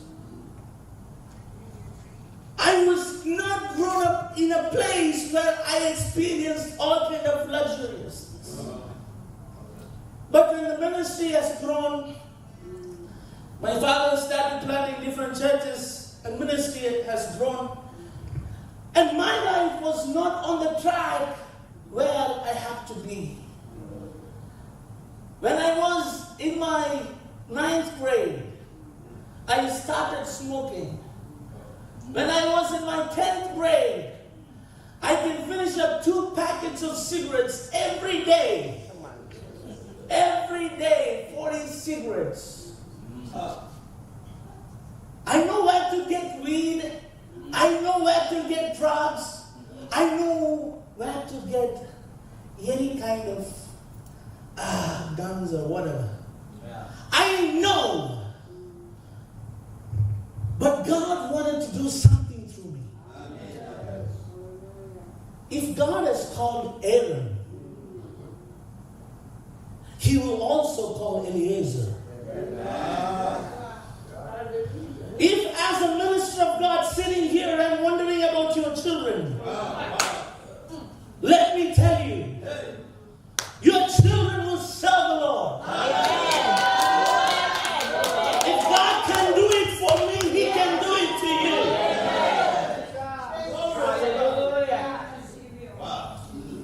Amen. I was not a person who wanted to be into the ministry. And my life was so mess. And with all the habits I had, I spoiled my lungs. And the doctor said, you are just living with your 40% of your lungs. Your lungs is not functioning. Better we can go for a transplantation. On the day that when I was on my bed, that time I was on my 12th grade. My habits was for 3 years. And I was on my bed doing nothing, just thinking about, I had a whole lot of friends with me. Whole lot of things to enjoy the life. But now on this bed, I'm left alone. I'm left alone. Have you ever left alone in your life? You have a God who comes in your loneliness and be your friend, be your mother, be your father, be your brother, be your sister, because He can do some things that your mother cannot do. He will do things that doctors cannot do. He do things what a police officer cannot do. My eyes saw vision. In that vision I saw all that is happening now. 2020 to 2025, whatever happened in the world, everything was before me. Wars, calamities, plagues. And I could hear people screaming. And I heard the voice of the Lord saying, I heard the voice clearly. Who will go for us? Whom shall I send? And immediately, I don't know how it happened, immediately I woke up from my bed and I said, I will go. Amen. I said, I will go. It's not because of my righteousness. It's not because of my dad's righteousness. It's because of the covenant that I received from the cross. And today, when you are here, you may be thinking about your children. I tell you, a God who we serve is faithful. Amen. Is faithful. Yes. And then the next day I went back to my dad and I said, Dad, I want to be in the ministry. Wow. I'm going to Bible school. Please send me. And then the next year I went, first year gone, second year, again, I got an asthmatic attack. I couldn't breathe. My pulse rate is going high. The doctor said I was shifted from one hospital after another hospital. And it was the 4th hospital, they said. And my brother was there. They called my brother, oh, you are his brother. Yes, blood brother. Yes. Okay, sign up this form. This says, whatever happens to him, the administration of the hospital is not responsible. Hey. They took me in. And then they said, there is no hope. Your brother is going to live. And when my pulse rate was going high and high, The doctors were doing some things to bring my life back, but nothing worked. I was on the bed. I couldn't speak. I couldn't say anything. But inside of me, I was asking this word, is this why? Is this why? This was my question. Is this why you called me? Is this why you called me, just to live for 1.5 years and die? My deeper heart was saying, I want to do something for you. I want to do something for you. And my eyes got dozed off. I was dozed off, and I closed my eyes. And I could hear all the songs that we sing in funeral songs. And my eyes closed. I thought, I'm dead. And I opened my eyes. It was the next day. I'm alive. And then the doctor came. Hey, you look so normal. Okay, get him to all the tests again. In India, you don't have to wait for tests like in America. We can do it at once. So they have took all the reports again, and they said there is a miracle happening.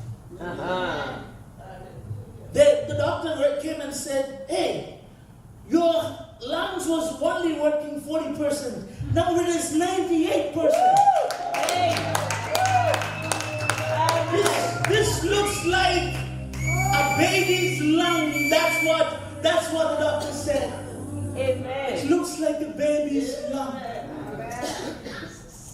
And I believe at that night when I was closing my eyes, at that night heaven came down. And then there was a surgery went through. Yes. And they have taken out my lungs and kept a new lung.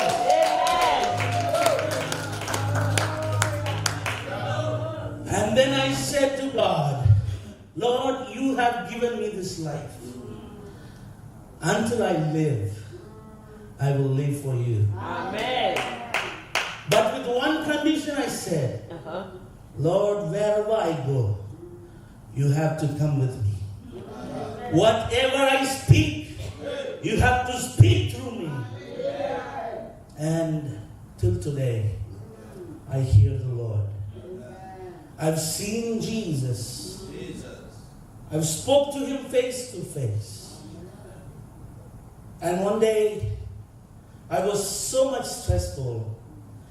And that night, my wife was not in the house. And then God woke me up by 12:30 midnight. And then I was leaving my bedroom and I went to the living room and I sat there. It was a silent time. When I was just closing my eyes and started praising God, I opened my eyes. I could see somebody's leg. That's Jesus. And I turned my head up. I could see his face. And I was crying almost like an hour, half an hour to an hour. I was crying. And then he started speaking. And I have not spoke to him. Because the Holy Spirit in me, he said, like, I have a question to ask him. Before I ask him, he answers me. Because the word that comes out of my mouth, before it takes a birth, he knows it. And he answers it all. And today, I go into villages, streets, into any kind of situation, I go and preach the gospel. Even if there is so much of persecution, voluntarily I go. Because if they want to take out my life, let them take out for the sake of Christ. Until today, I'm living. And the Lord has always told me, do not mourn over the rejected soul. And today I'm here to tell you, do not mourn for your rejected seasons. Do not mourn for the rejected people. If God is taking out a season out of your life, if God is taking out a person out of your life, God has planned something new for you and me to enjoy your life. And God said to Samuel, take up your horn, fill it up with oil, and go to Bethlehem. There is someone called David. No, he didn't say David. He said, there is someone called Jesse.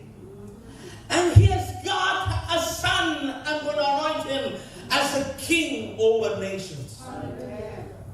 See, if God can create or appoint a king, David, while Saul was alive, even at your times of persecutions, even at your times of trials, even at your times of pain and suffering, God is appointing a new season.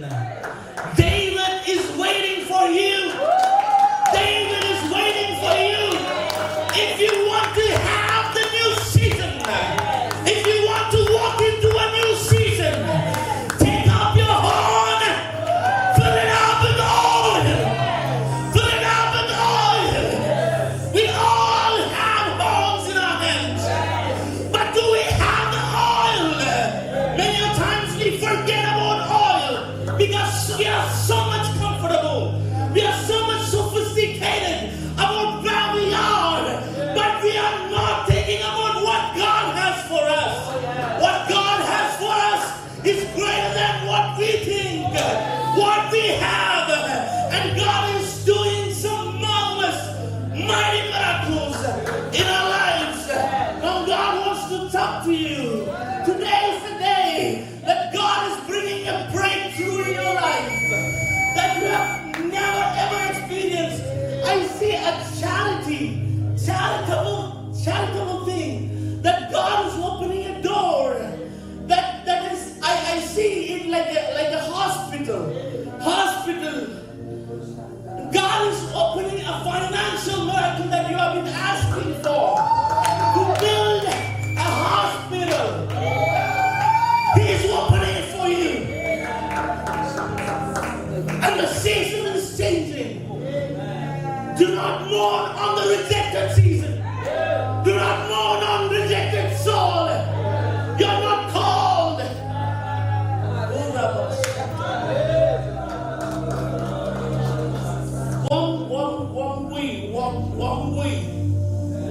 One week. Is there somebody?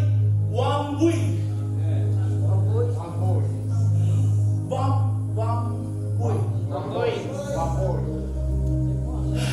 W-A-M-B-U-I.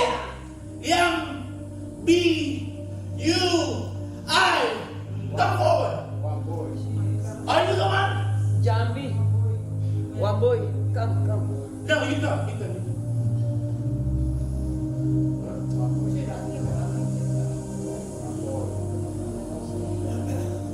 One way. I have a different word for you. The season that you have been going through now, it is a season of thorns. I see Joyce.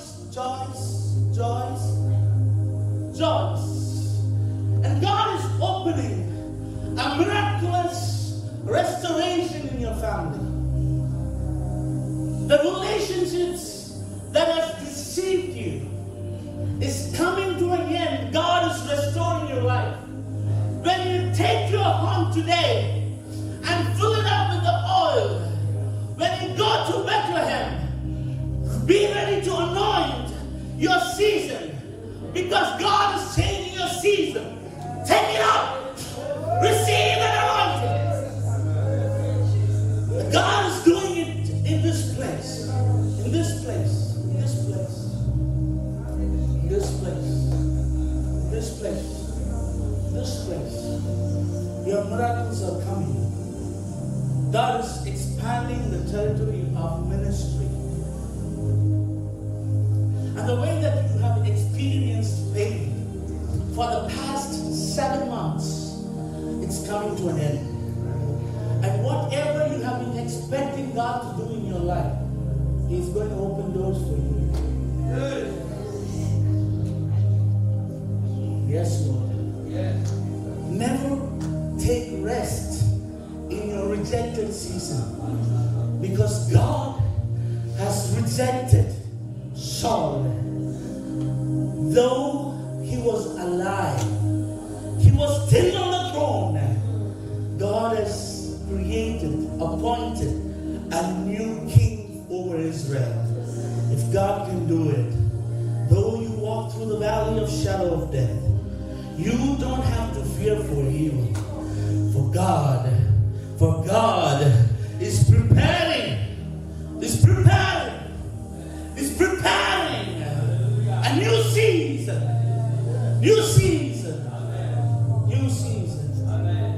Man of God, God has been using you so powerfully. And yesterday when you were preaching about the rivers, I see rivers of living water which came out of you. And the fear that you have is about the generation to come. And God is opening a financial door. And you're being, I don't know what currency you use in your country, but I see 10 million. It's been written for the project that you have for your church.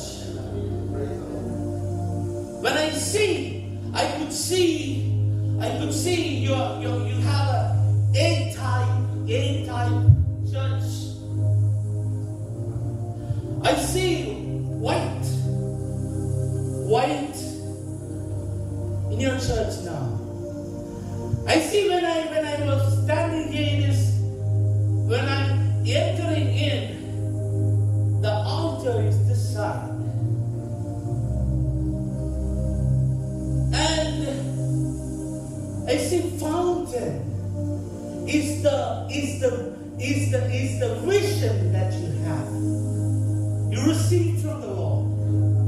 And the time that you spend in the presence of God, you never pray for your family. And God is doing a miracle. I can see an angel standing next to you. He is having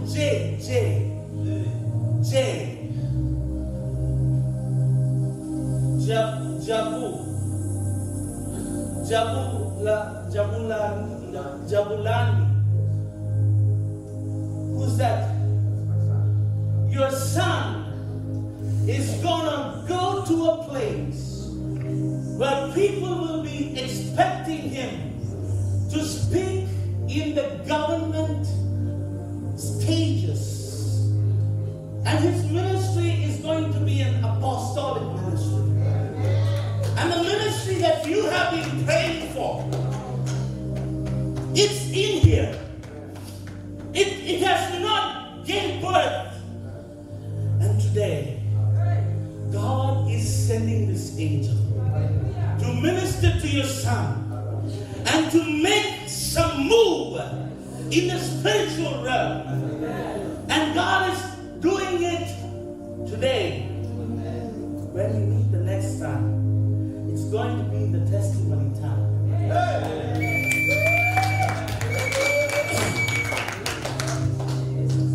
And today is the day that God wants to do miracles for you and I. For you and I. Pastor Joel, God is expanding your financial status that you have been praying for. And I hear you are standing only by grace. Because the covenant that you have with God is the covenant to build the brokenhearted. And I see Sarah, the prayers of Sarah has been backing you up. Praise God. The knees of Sarah is what I see. Who's Sarah? His knees may have hurt for years, but God is saying, as you have crossed Red Sea, as you have crossed Jericho, I'm taking you to a place that you can experience prosperity. And God is setting up a time frame. He's a God who works on time.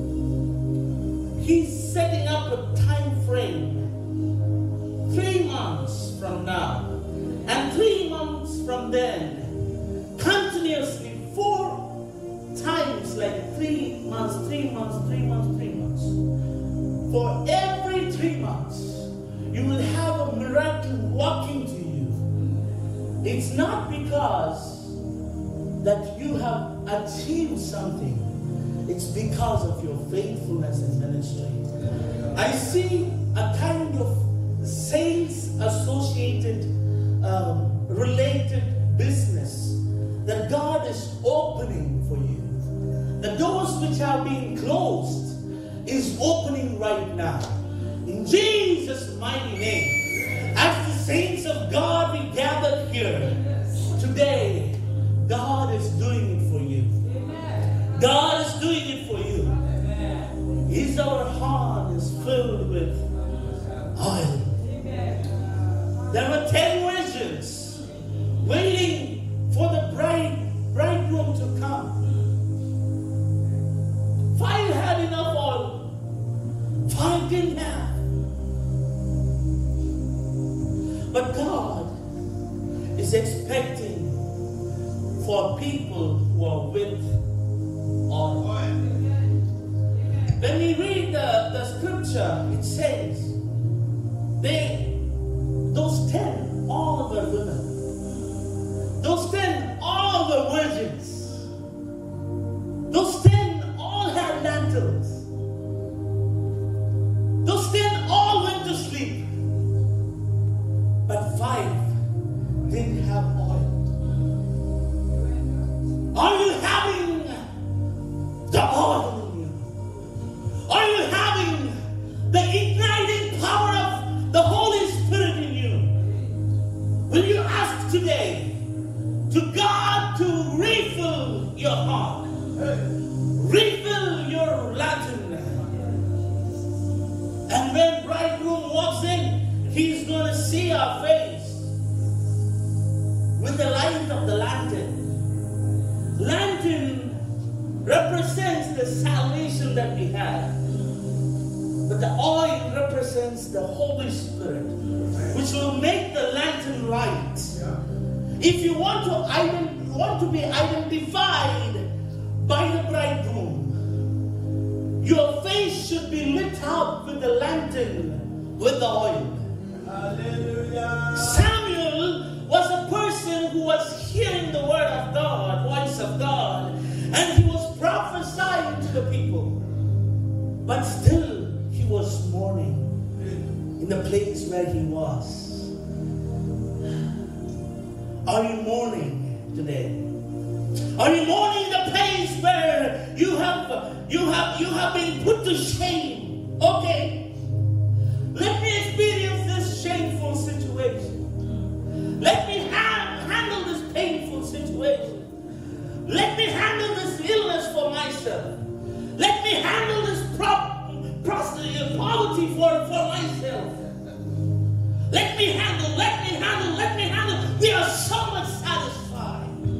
But God is setting up a new season for us. New season for us. New season for us. New season for us.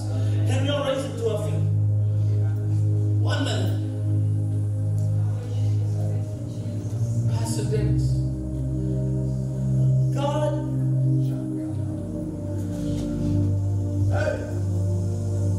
Are you staying in your church place? I see. I have. Because I've been to the church.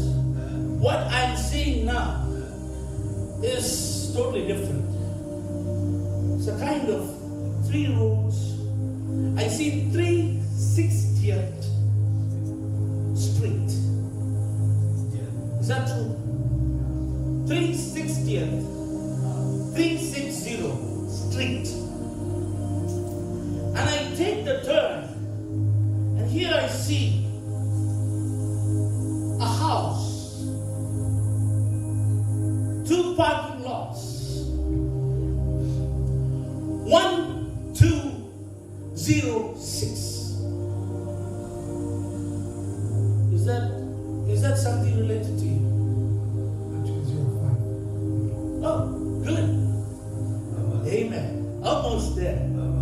It has a design of like this, on top and down. It's above the gate. And I see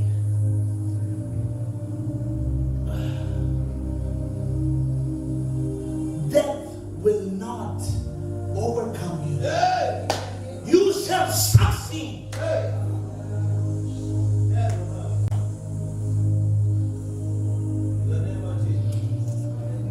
No cancer. No arthritis. Nothing is going to come. Either to you. Who's Laura? Laura. I see a name. Laura. I see Laura. Laura has been a prayerful woman. And the tears that she's shed because of you when you were young, you are standing on the tears of praise. Hey!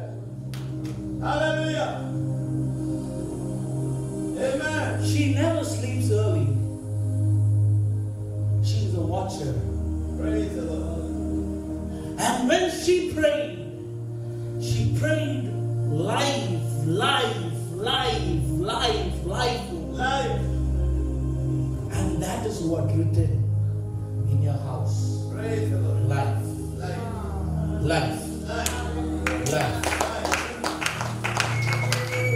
And there is an expansion in the ministry coming on your way. Expansion. I see you are getting promoted. I don't know what I'm saying is right or wrong, but what I hear, I just say. You are getting promoted to a level of handling many ministers. Many ministers under you.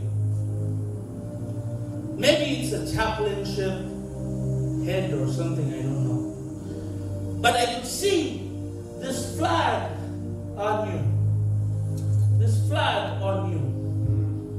And God is lifting you up into a level that no enemy will touch you and grab you down.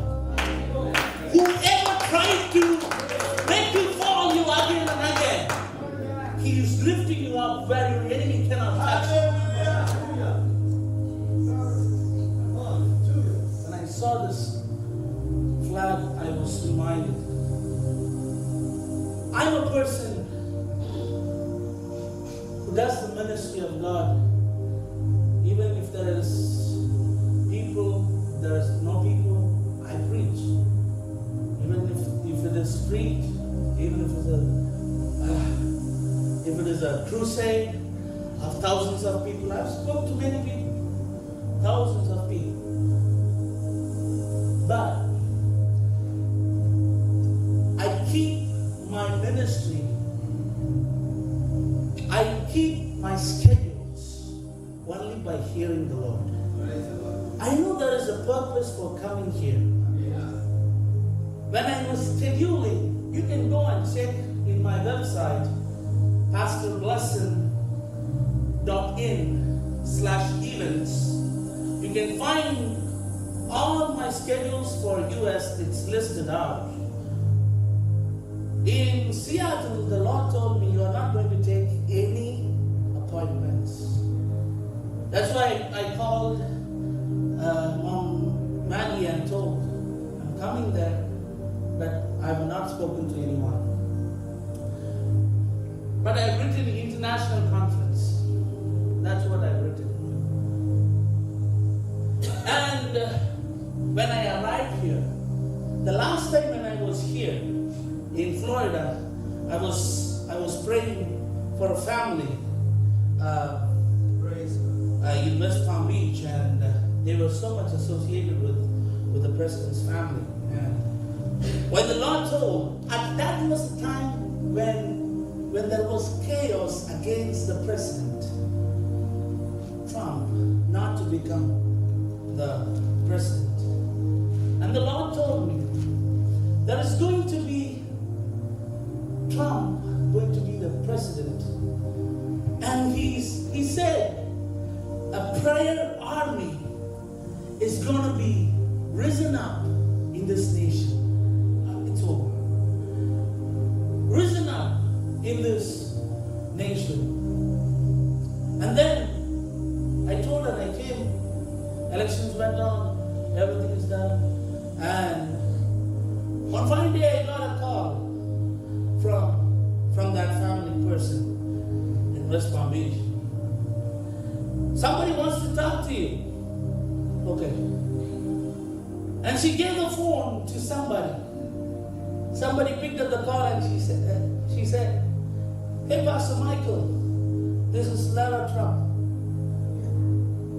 Lara Trump. And I was shocked. Because they actually wanted to meet me when I was in Ohio, but the schedules were not set in that way.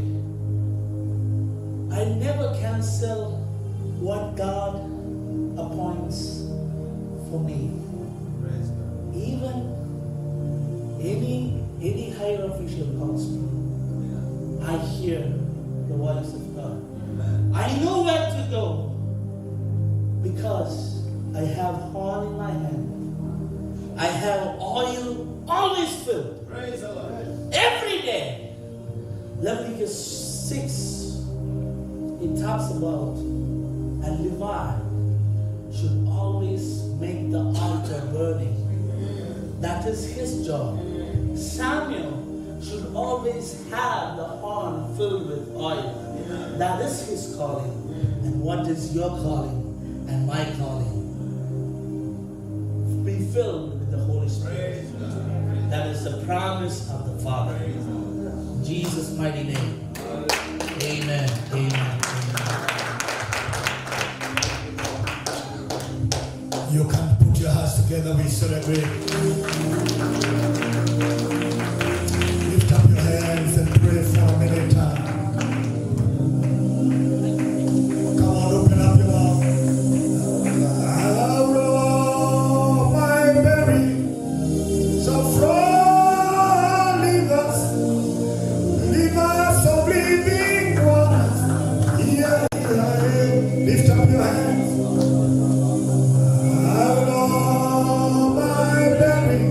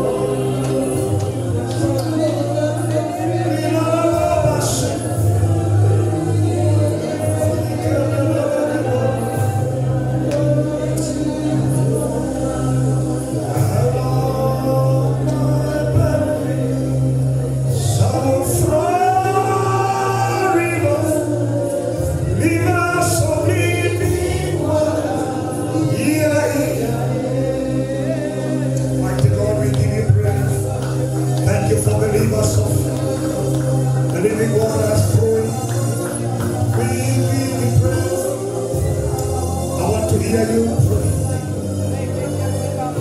Lord, this season, we want to declare today, we are coming from the season of rejection.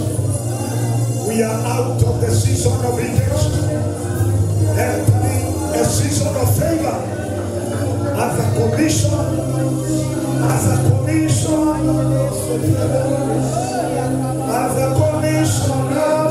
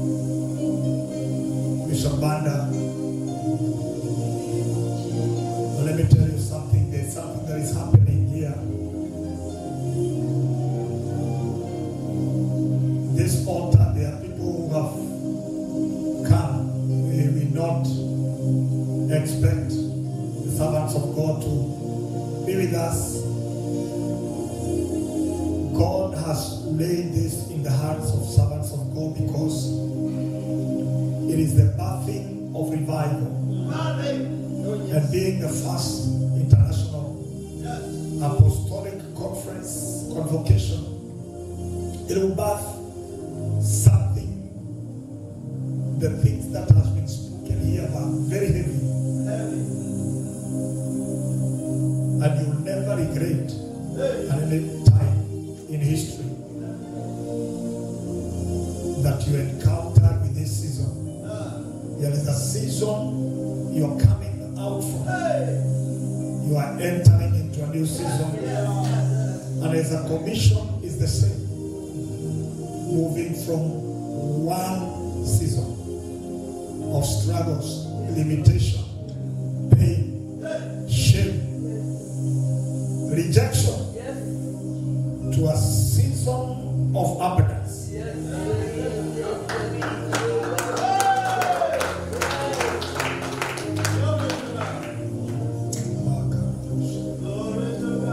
We declare that this season and this year, in the beginning of the year, God spoke to us that God is giving us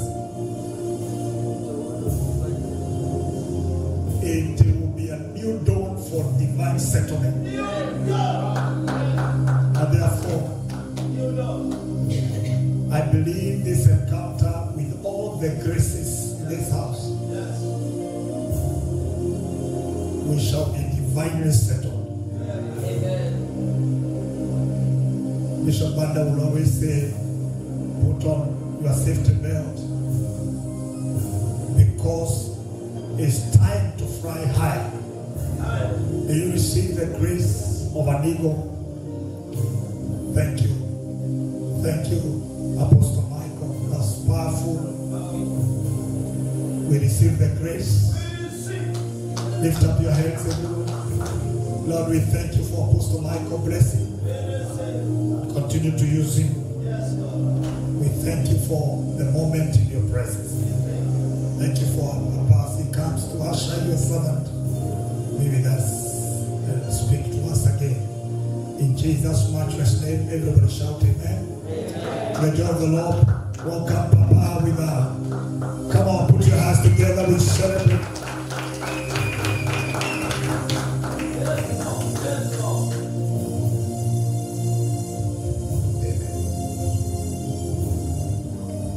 Let's pray. Father, we thank you. You've been so gracious to us. And your blessing has come in abundance. We have seen more than enough. We have heard prophetic words. We have heard your word come so powerfully through the servants that you've used today to minister to us. We thank you and we honor you. From morning up to now, you've been so gracious. And we thank you, Lord, for them. In Jesus' name. Amen. Let's sit down for a short moment. As I share with you briefly, and then I usher in the man of God from Zambia. And God spoke to me to share something very briefly with you on the power of gifts. Wow. Wow. The power of gifts. God is a giver. There's no greater thing in this life than gifts. You know, life is a gift by itself. And the Bible says the gift of a man makes room for him. It causes him or her to stand in the presence of greatness. Today, I want you to know that there are gifts, special gift, power of gifts, the gifts from God. And I want you to know, first of all, I want us to see Proverbs 18 verse 16. I'll have my brother, Bishop, keep on checking scriptures for me and read. Could you get a microphone? And you just read a few of them. And I'll take just a short moment. It should be 18 verse 16.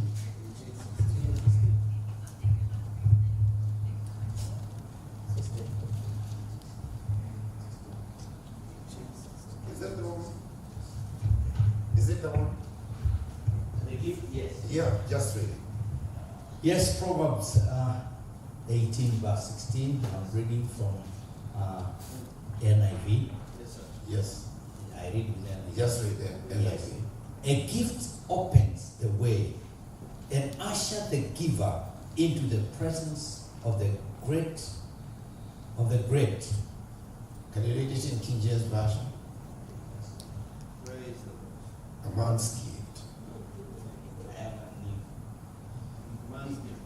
Or any other. That one sounds New good. Yes. Yeah.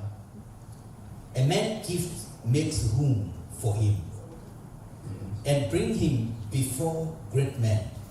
Praise God. The gift brings you before great men. Now, one of the greatest things that happen in our lives is the gift of God. The Bible says, for God so loved the world, he gave his only begotten Son, John 3:16. He gave his only begotten Son, that whoever believes in him should not perish but have eternal life. The gift of God was eternal life. And that gift, the Bible says that God so loved the world because gifts come out of a heart full of love. If you ever see lovers, one of the things that you'll ever see between lovers is the exchange of gifts. And gifts ushers you to greatness. Your gift will usher you to greatness. The Bible says, give and it shall come back to you. Good measure, pressed down, shaken together. Sometimes we hear that and we think it's time to give. But truly it's time to give. Every time is giving time. As God is a giver, we must also be givers. Because until when you give, you're still on your own. You're still on the levels of singleness. But when you give, God does not just lead you to a man, but he leads you to men, great men. So I want us to think about the gift, number one, of a name. Let's see the book of Isaiah, chapter 56, verse 4 and 5. The Bible says, to the eunuch who keeps my Sabbath, who chooses what pleases me, and holds fast to my covenant, to them I will give within my temple, and its walls a memorial, and a name better than the sons and daughters. And I will give them an everlasting name that will not be cut off. Somebody shout amen. Amen. The gift of a name. Now, number one, if you think of a eunuch were those eunuchs who made themselves eunuch, and there were those who were made to be eunuch, and those who were born eunuch. A eunuch was someone like a dry tree, like a fruitless life. But the Bible says, even to a eunuch who is, you all know about eunuchs. All the eunuchs who served under kings, like let's take one king like King Solomon, who had about very many women around him. Those who served around them, they were made eunuch. They are those born eunuch. They are those who make themselves eunuch. And the word of God says that one thing is for sure. If you know how to please God, if you know how to impress God, and not just impress people, but you know how to impress God. The Bible says that for those, the eunuchs, the most rejected and cut off from life itself, the Bible says those eunuchs that pleased God, the Bible says that please me and hold fast to my covenant, to them will I give within my temple, and walls a memorial and a name better than the names of sons and daughters. Shout amen. There's no greater thing in this life than the gift of God. Hallelujah. The Bible says that you being evil, you know how to give good gifts to your children.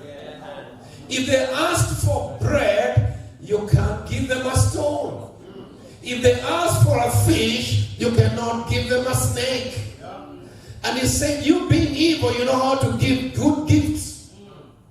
Then he said, what about those? If you ask, those who would ask from their heavenly Father. And Jesus said that if you know how to give good gifts and you are evil, what about your Father who is good and holy God? How much will you give to those who ask him, not for snake, not for those who ask for him to give the Holy Ghost. Somebody shout amen. Amen. Now, one of the greatest gifts God has given to man is the Spirit. The anointing. You know, there are 7 great spirits of God. The leading is the anointing he has taught us. The Bible says that, Isaiah prophesied about Jesus, chapter 11, verse 2, and he said he prophesied and saw, just like he was seeing situations about different people here. Isaiah as a prophet, I perceive he's a prophet because that's prophetic.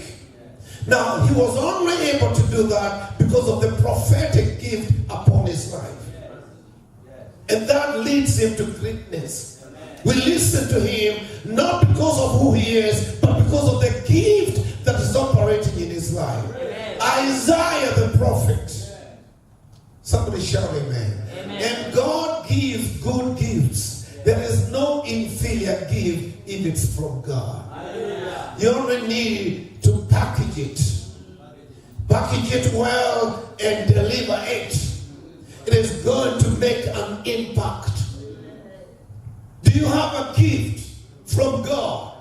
Don't despise it, because man cannot receive anything good unless it's given from on high. And what God gives you is special. Somebody shout amen. Some he called to be apostles. Others he called to be evangelists. Others to be teachers, pastors, and prophets. All of them is a team to go and perfect the body of Christ.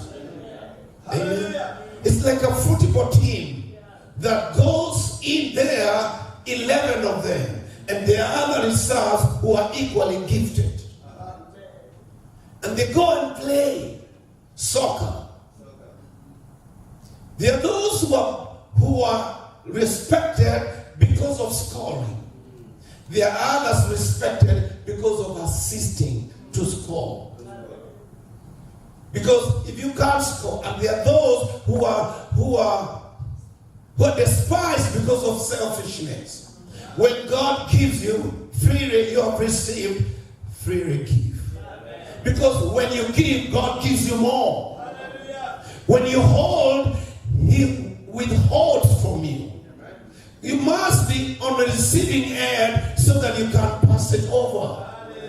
No one is ever gifted to benefit themselves. When you take a gift from God, it is not meant for you, it is meant for others. Even the greatest singers, they don't sing to themselves. You don't even enjoy your music. Have you ever seen someone who is gifted in comedy? Majority of them don't know how to smile. They talk and they give you, people are dying in laughter. You look at them wondering, are you not enjoying? But that's not for them. It's a gift for others.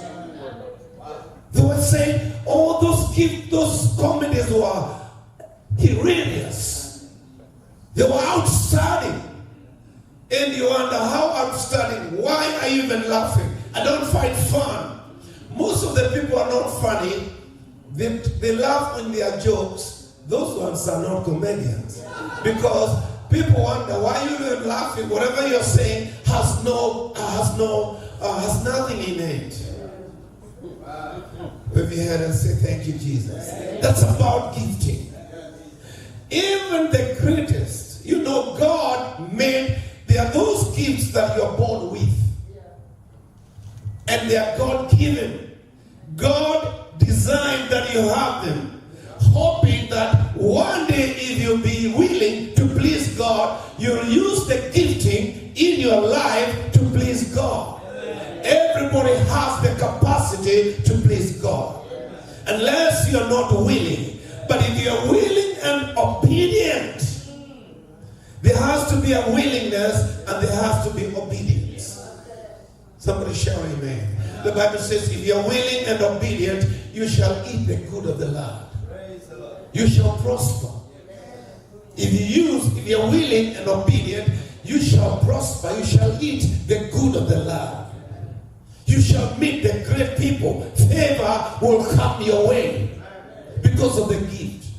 They want you again. They want to hear because of that gift. Lift up your head and say, thank you, Lord, for the gift. First of all, the gift of life. Somebody shout amen. Last year when I rolled in a car, and I told you yesterday, and then I knew a pastor like me, and I'm not better than him, a bishop.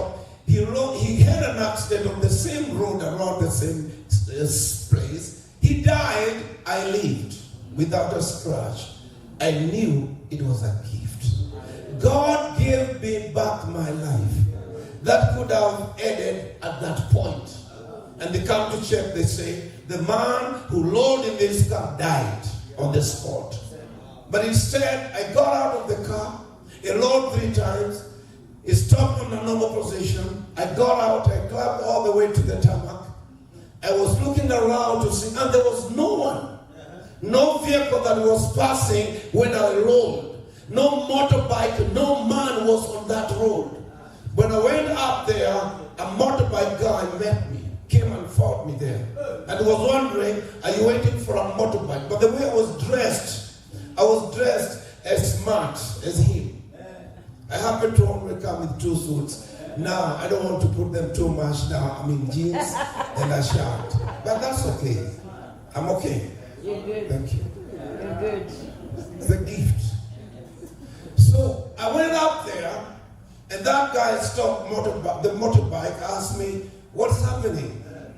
So I was looking down, you could see the tail of the car. You could see the tail of the car right in the bush. He asked me, is that a car? I told him yes. Then I remembered I had not picked my phone. So I started going down and he followed me. By the time I got down almost to the river, you know Kagumo College. That's where I rolled 3 times. Did I tell you that? You never, she's my prayer partner. I remember when my son was dying, crippled. She called me, I was in Nairobi, driving on the highway. She called me and told me, Bishop, what is happening to your son? My son had been twisted. They tried even to inject him, get some fluid from the spinal cord. And he asked me, Dad, why are they doing this to me? And one doctor said, he's pretending. And it was not pretend, it was death. But when you're not able, but God is able. So she called me. I was praying like a madman, driving close to having shut the windows, but I'm praying because I'm a believer that God hears prayer. And I knew there's no time for my son to die. He will not die, but he will live. Remember David said, I will not die. He must have been very sick. What makes you think that David said, I will not die, but I will live that I may declare the testimony of God? He must have been sick. And that sickness whispered to him and to his heart that you shall die. But he went contrary and said, I will not die, but I will live that I may declare the testimony of God. And when you have a testimony is a gift. When God gives you a testimony, that testimony will move mountains for you. For they overcame him by the blood of the Lamb and by the word of their testimony. And they loved not their life even unto death. Your love is reserved for God. Wave your hand and say thank you, Jesus. So I went down with that motorbike guy. We went down holding ourselves to see the car. By the time I got there, the people who saw the car rolling from the other side of the river, they were already arriving. They arrived there and we met.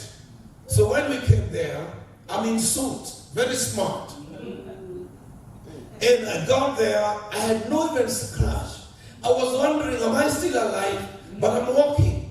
I couldn't imagine I rolled because the moment the car lost control, I woke up because I had taken drugs that morning.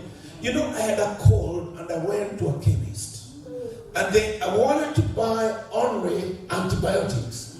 The guy gave me antibiotics and gave me sleeping pills called Vox, something like that. About 3 drugs combined together. You're only supposed to take them when you go to bed. Not when you're driving. Not during the day. But I think he forgot. He had no intention of killing me, but the devil had another plan. But thanks to God, God had a different plan. Amen. When the devil plans against you, God is planning good for you. Amen. For the Bible says in Jeremiah 29, verse 11, I know the plans I have for you. I want you to note that he didn't say, I know the plan. He says the plans. That's plural, not one plan. He can pull a plan. If that doesn't work, pull another one, and another one, and another one. It will be like a revolver. Shooting and shooting without a stop. That's how God does his things. Come on, wave your hand and say, I love you, Jesus. So when I went down there, I found those men and women. They were just walking around. They told us, me and the motorbike, there are people trapped in this car. And when the car stopped, when the car loaded and stopped, the engine stopped. Thank God, well, it was a Mercedes-Benz. Number one, it deflates. Mercedes usually, the new type, deflates the tire at the time of lowering, so that this and also destroys the springs. What do you call them? Those shock absorbers and everything, they break so that it starts down without lowering again. The weight settles down. So I had started the engine, it started well, and I went back, I opened the boot, or you call it what, trunk. I opened it, and it opened normally with the key. I placed it open, and I locked it shut. So I went up there. I remember I got it in my phone to call. I wanted to call Bishop Minor. So I went there. They said there are people trapped in this car. And with the motorbike guy. So they said that. I did not answer. I opened the car, took my phone, and I locked the car. They asked me, are there people there? I said, no. They asked me, can we help you in any way? I said, I'm okay. And I climbed up there. So they were left stranded. God had worked a miracle. I did not need another help from any other person. Nobody could help you better than God. When they had not arrived, God arrived faster. God is swifter. He will snatch you and rescue you from trouble. That's a gift. Everything God does to our lives is a gift. And we should cherish the gifts of God. What happens if I give you something? If I bought a machine, let me hold your phone. Let's say it's a very expensive phone. I come and say, Bishop, I bought you this phone, and you take it, you look around, and then you make faces. I say, okay. I see you did not appreciate. You did not cherish it. God wants to see whether we'll cherish, appreciate what He has given us. Somebody shout amen. Amen. You know, we keep on complaining and we don't see. We become blind. But God would wish that we see what He has done for us. For example, when you can walk around and see someone crawling on the ground, and you've been complaining that you're tired or you're limping, but someone has no legs. You start to cherish every single blessing, every single gift God has bestowed unto your life. Say, I love you, Jesus. I love you, Jesus. So the gift of life. So one of the gifts I wanted us to see, because I don't want to take a lot of time, is the gift of a name. The eunuch has always been known. When you mention eunuch, it's like saying cripple. It's like cripple or barren. Somebody shout amen. The Bible says, sing all ye barren who never got babies. Because many are the children of the barren than the children of the married. Somebody shout amen.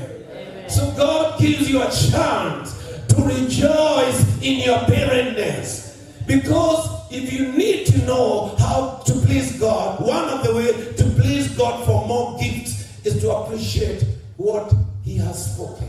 First of all, embrace the word of God by faith. If God tells you to rejoice and you're barren, start rejoicing. Stop telling God, why should I rejoice? What for? Why should I rejoice because of barrenness? Start giving thanks in everything and for everything. Give thanks. Say, thank you, Lord. If I do it in advance. Amen. When you do it in advance, that's faith. Don't say, show me, then I'll thank you. If God makes a promise, receive it, thank Him before you touch it. Amen. Because that will please Him. Because without faith, it is impossible to please Him. When you thank God, and before you have received, that's a sacrifice of thanksgiving. Say amen. Amen. So the eunuch, if God can change the status of a eunuch, then He can change the status, any kind of status. The status of a eunuch. If God can change the status of a barren woman, you know, barrenness is so horrible. Do you remember Rachel? Rachel was the most beautiful woman Jacob served for 7 years to get her. And when 7 years were over, he was shortchanged. He was given Leah. She had bad eyes, she had bad looks. And he was told, you don't marry the younger before the older is married. So get her. But he still wanted Rachel work 7 more years. And the Bible says he served for 7 years without, and time passed by without his knowledge. He served for 7 years, but it seemed just for like a short time because of the love he had for Rachel. But God is greater than Rachel. God is greater gift than any other gift. God told Abraham, start before me and be thou perfect. And God told Abraham also that I'll bless you. He asked him, how will you bless me, seeing I go childless? And God told him, I'll bless you. And he said, and this man of Damascus will inherit all that I have. God told him, I'll give you your own child, not the man from Damascus. Somebody shout amen. Not Eliezer of Damascus.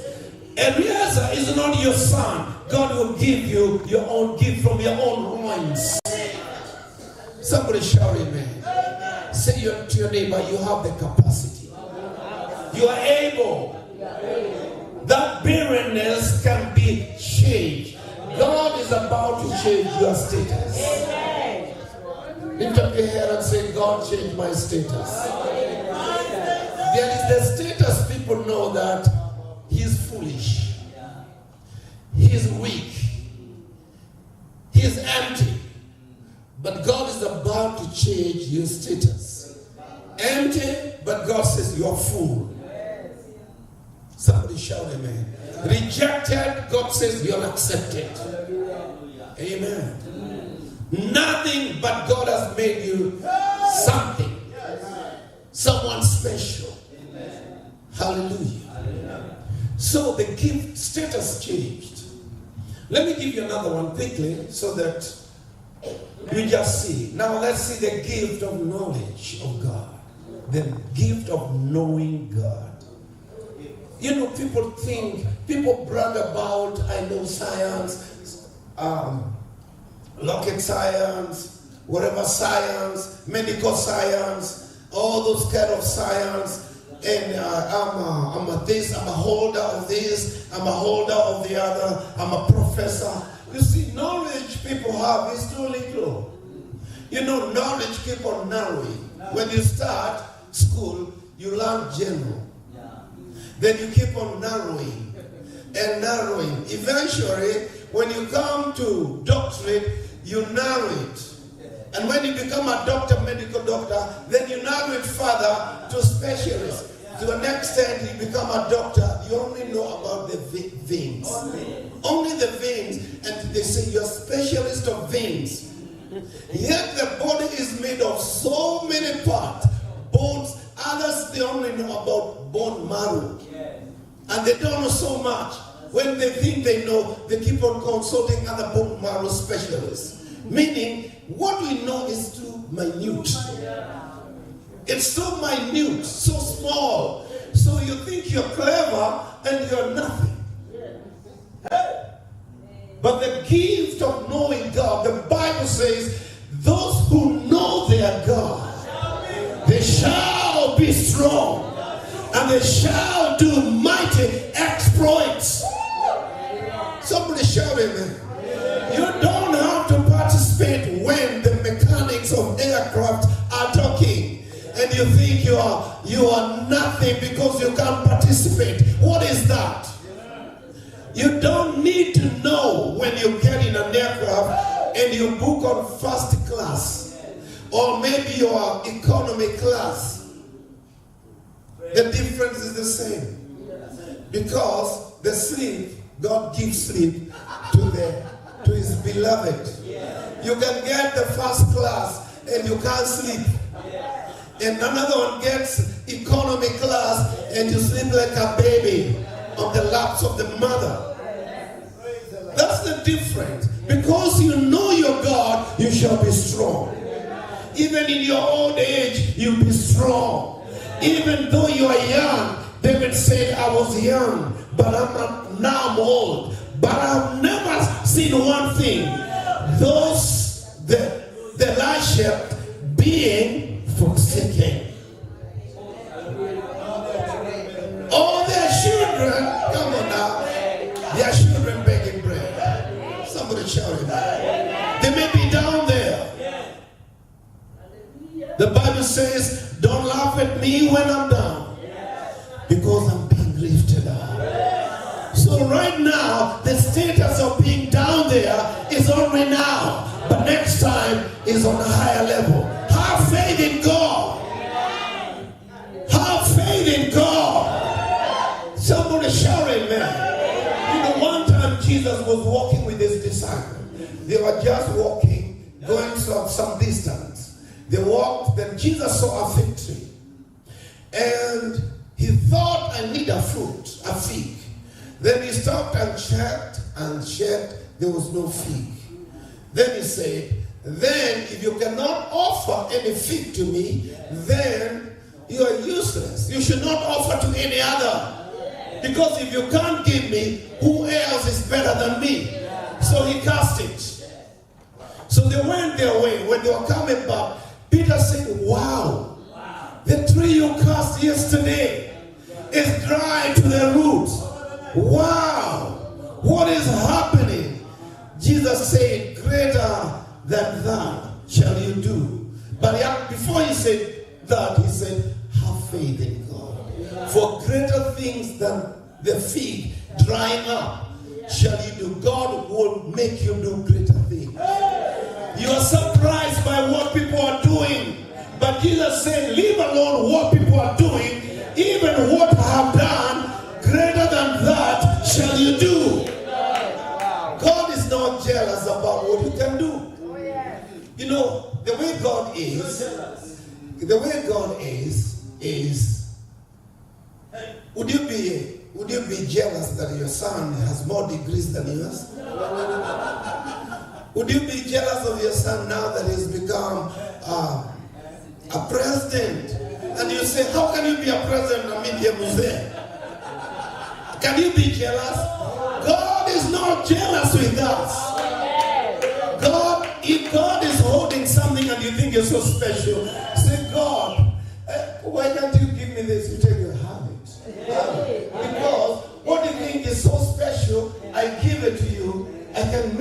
be bigger than that.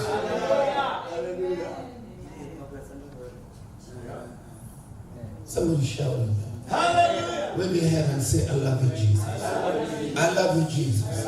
So the word of God says, the Bible says that in the book of Jeremiah 24, verse 7, the gift of knowing God.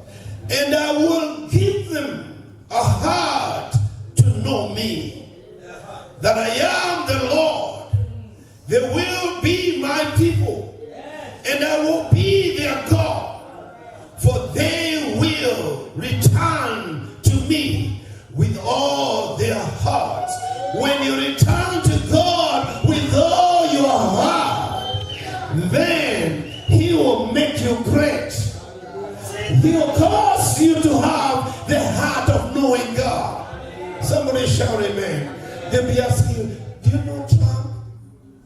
I like what Benson Idahosa when he came to Kenya. And I thought, let me go and see him. So when he came, he said, I'm coming from Uganda. When I arrived here yesterday, they asked me whether I had a chance to meet Museveni. So he told us that how he answered that man. He told that man, I did not need to see Museveni. Museveni needed to see me. I've never heard anyone talk like that. He knows God. So because they thought, if you've been to Uganda, you must have, did you have a chance to meet Museveni? He said, I don't need to meet Museveni. Museveni needs to meet me. I thought that was all because that was Uganda. Then he said, next time when you meet your president, ask him whether he knows Archbishop Dr. Benson Idahosa. He will tell you he knows me very well, but I don't know him. Because to him, knowing Moi was nothing. He knew God, and that what matters. Now I saw a man of another status. That was Benson Idahosa. I've never heard anyone talk like that. You can only talk like that if you have known God. They that know their God, they shall be strong, and they shall speak. You know, those were the days in Kenya. If you're talking about Moi, you whisper talking about Moi, but he's saying all those things at City Hall. And then he took an offering, all the money he gave to a poor woman. He told her, take this money, go start a business. Those who know their God, they shall be strong. They shall do exploits. You'll not be afraid who is competing with you. Nobody can compete with you if you know God. If you know God, you don't compete with human, because God is greater than one man can do. If God be for us, who can be against us? Somebody shout amen. If God is for you, who is that? The Bible says, God spoke to Zerubbabel. What did he tell Zerubbabel? Not by mighty, not by power. He said the mountains will bow. They'll be leveled. Why? Because who are you, thou great mountain, before Zerubbabel? What is so special about Zerubbabel? Zerubbabel knew God. Somebody shout amen. Daniel knew God. He was thrown in the pit of hungry lion. When they saw him coming down, they were just lying. He went there the whole night. He made some of them his pillow. He slept on them without fearing. In the morning, the king came and said, Daniel, did your God save you from the lions? He said, he saved me. They did not touch me. And he said, get Daniel out. The lions were just looking at him, hungry, and they were made so hungry. Then he said, the king said, go get those evil people who accused Daniel about worship, no matter what these things about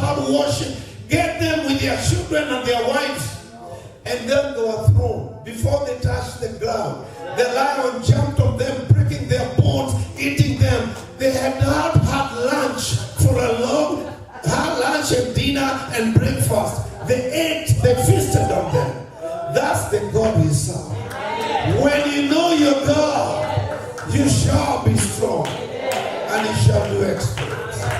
Praise be to God. I could have shared, but time fails me. I could have shared about the gift of a new heart. I could have shared about the gift of rest. Because the Bible says there still remaineth rest. I could have shared about the gift of life and the gift of goodness. Goodness and mercy shall follow you all the days of your life. Somebody shall remain. You're not being followed by dogs. You're not being followed by thugs. You're not being followed by insects and flies. You're being followed by goodness and mercy. Goodness and mercy shall follow me all the days of my life, and I'll dwell in the house of the Lord days without end.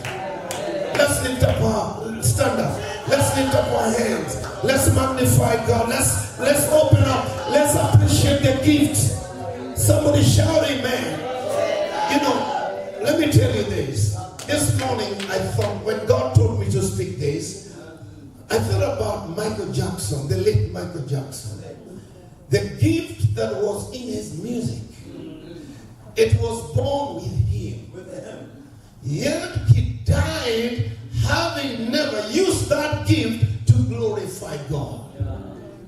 Yet it was mighty. It was to entertain the wrong places. When you know what God has deposited, there's a deposit in these earthen vessels. God has deposited greatness in this earthen vessel. This is flesh. But inside of you, there are treasures on the inside of you. Prophetic treasures. Greatness. Riches. And blessings. Lift up your hands. Bishop, come lead the song. Lead the song. I don't know what miracles you do.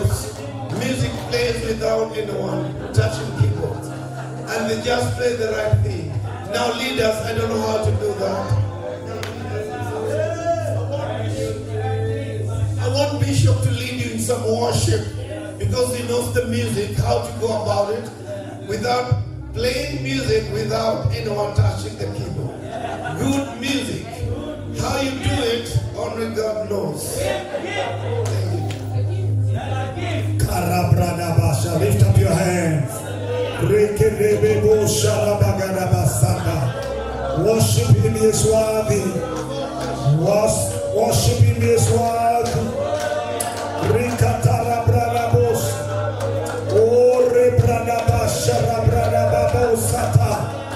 I can't hear you. I can't hear you.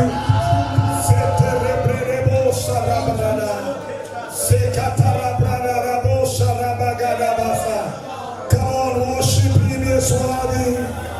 Are you doing it?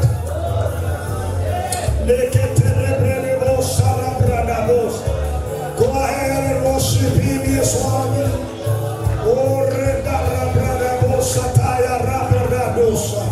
Oh God, come on, open up your mouth. Worship the King of Kings and the Lord of Lords. He's worthy. He's worthy. He's worthy. He's worthy. Doing greater. Let your gift work for others. Touch Elijah in the mighty name of Jesus. I can't hear you. In the mighty name of Jesus, we give you glory. We give you glory. We give you praise. We worship you, Lord. Thank you, Jesus. We give you glory.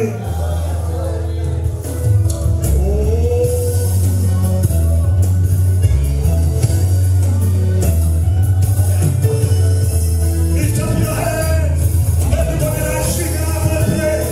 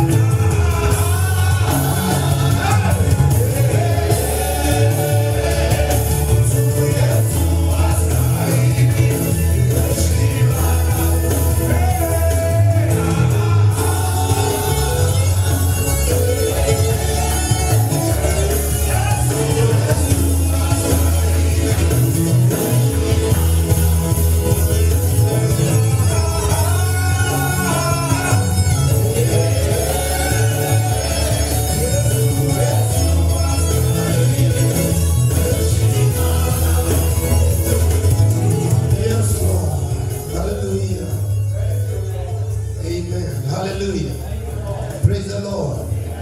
I want us to put our hands together and we shall receive God's servant.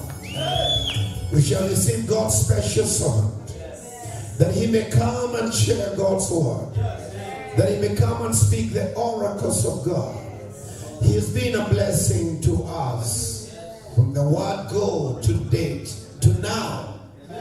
This man all the way from Zambia. Let's put our hands together and receive the servant of God, the man of God. Come on, put your hands together, receive him. Receive the man of God, that he may come over and speak the word of God. We have with us Bishop Basanye Banda. Bless you. You may be seated. Praise the Lord. Let's give it up for Jesus, everyone. Let's give it up. Amen. Are you ready for the final dosage? Yes. For the dessert we have eaten, powerful ministration. The word of God has been preached from morning. Prophetic ministry has gone ahead of us. The heavens are open. Now this is the time to get the dessert and then go home and begin to just ruminate over the food and go there like a cow that chews the cud. Tonight's going to be a time to enjoy all the flavors, all the meal that you have received in the day. A cow has 4 stomachs, and when it goes to eat the grass, it puts it in other parchment of the stomach, and in the night it begins to regurgitate and bring back the food, and then begin to chew the cud and enjoy the meal which it received in the day. Are you ready to do that, beloved of the Lord? I say, are you ready to get the dessert and then call it a night? I declare by Monday, beloved of the Lord, our spiritual lives will never be the same. We would have shifted from where we are to where God wants us to be. The heavens are pregnant. There is a divine condensation in the house. Someone is about to leap into your next dimension by the anointing of God. I'm not going to take much time.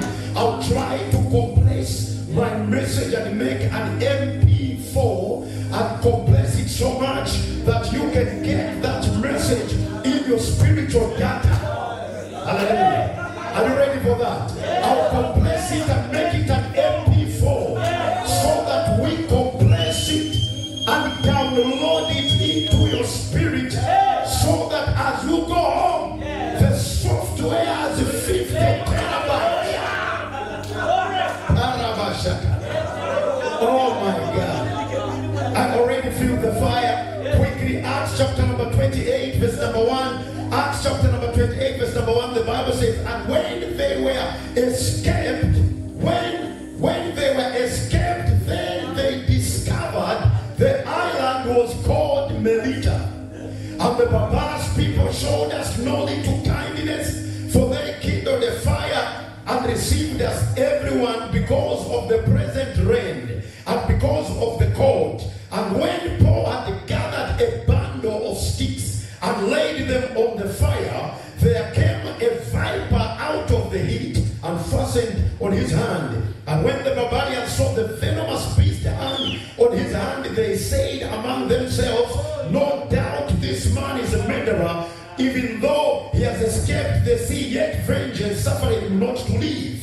And he shook off the beast into the fire and fell to no harm. Howbeit they looked when he would have swollen or fallen down dead suddenly, but after they had looked a great while and saw no harm come to him, they changed their minds and said that he was a god. In the same quarters were possessions of the chief man of the island, whose name was Publius, who received us and lodged us 3 days cautiously. And it came to pass that the father of Publius lay sick of a fever and the blood flux, to whom Paul entered in and prayed and laid his hands on him and healed him. So when this was done, others also which had diseases in the island came and were healed, who also honored us with many honors. And when we departed, they loaded us with such things as were necessary for the journey. Sunday. Hallelujah. May God load you with necessary things. After this conference, I am going loaded to Zambia. Apostle Mike, I received that 10 million kwacha. I want to go and feel home. 10 million kwacha. I received. I received. I received the prophetic over my family, over my children. I need it. This is a weapon. I'll fight the devil and remind him there is a 10 million deposited in the spirit. You can never keep me blocked. Prophecies are a weapon to fight with. When the prophet declares upon you, they have given you a weapon to use. You can remind the devil and tell him it is written, it has been spoken. God has declared that a gift of a man shall make room for him and usher him before great men. My gift has opened the door to come to Seattle. There are many pastors in Africa who sleep in the mountain better than me, but what has happened? God has singled me out. He has drafted me out of Africa, picked me out of Zambia to come and stand. Tonight I stand as a prophet and I declare upon someone that you shall escape. Come on, somebody give your neighbor a high five and say, I will escape. Come on, tell your neighbor, I will escape. Every devil, every battle that is coming against me, I shall escape. The Bible says when we were escaped, meaning there is a season for you to come out of any danger. I don't know what you are fighting in your life, but I came to announce tonight, you shall escape. The Bible says when we were escaped, meaning there is a moment of release coming. The Lord wants to deliver you, and the devil can never block what God has released. I come to announce tonight, no matter the battle that you are fighting, I see you escaping in the name of Jesus. All the witchcraft power from your mother family, from your father family, may you escape tonight. May you escape tonight. May you escape tonight. Any danger trap laid on your way, I wish at Pentecostals tonight, all those that are watching by Facebook, I see you escaping. The devil is a liar. You are coming out of jail. You are coming out of confinement. This is a revival. I come to announce tonight, you shall escape. In the mighty name of Jesus, I declare tonight, your doors are open. It is a time to shift right now. Beloved, this is an apostolic shifting time. I declare a shifting in your ministry. I declare a shifting in your business. I declare there is a shifting coming. It is your season. Whether the devil wants it or not, I see you escaping. I see a shifting coming upon your family, upon your children. It is a time to shift. Oh my God. The Bible said when we were escaped, we discovered an island and the name was Melita. I pray tonight, may God cause you to discover what you have never yet seen in your life. May you discover His grace. May you discover you are healed. The Bible says when we were escaped, we discovered an island. May God position you. May God move you into His direction. He is opening brand new avenues in the mighty name of Jesus. There is an island ahead of you.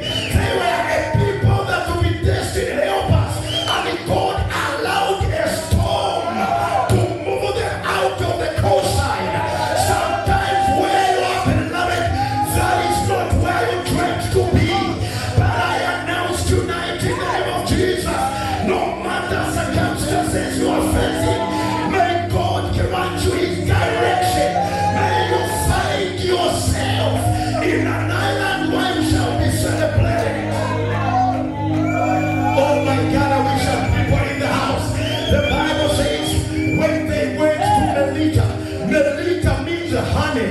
May God move you into a honey moment.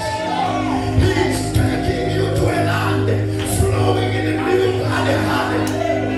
In your journey as a prisoner, in your journey as a rejectee, in your journey as a bast, may God open a door to Melita. May you enter into a land flowing in the milk and the honey. I come to declare tonight upon a man and upon a woman, may God shift you to a land flowing in the milk and the honey. In the mighty name of Jesus, your battles are over. Tonight I stand as a captain in your voyage. May your boat take a direction that will bring favor over your life. And when they landed on the island, the Bible says the barbarians means people you don't know, people who don't speak your language, people who don't know your culture, people that you have never been born with.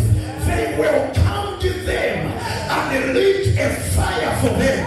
I announce tonight in the name of Jesus, may God connect you to the barbarians, the people you have no idea. In the mighty name of Jesus, may God raise a generation of destiny helpers, a generation of men that have no any ethnicity connection. In the mighty name of Jesus, I came to announce tonight, may God open doors in Brazil, let him open doors in the Bahamas, doors in India. May God connect you to people that shall honor what you are carrying. Oh my God, I wish I people in the house. I loosen Americans, I loosen Mexicans are coming to you. I declare I loosen people that are going to welcome you. There is a people in this year, you don't know them, but God is raising an army. He's raising men and women that will come to serve the Lord your God in your life. The Bible said these people, Apostle and Bishop Material, they said they lit a fire because the weather was contagious. It was winter time. These people were shivering. They needed warmth. And the barbarians lit a fire. I come to announce tonight, may God lit a fire in your spirit. I declare a spiritual fire. May God lit a fire upon your life. In the mighty name of Jesus, I speak the fire of the Holy Ghost upon your business. In the mighty name of Jesus, I announce a fresh fire. I announce a fresh warmth. May your temperature change. May God increase the prayer temperature. I feel the fire in me. The spiritual barometer is rising. The mercury in me is no longer the same level. My environment is changing. Your temperature in business is changing. There is no devil that can touch you any longer because it is getting hotter.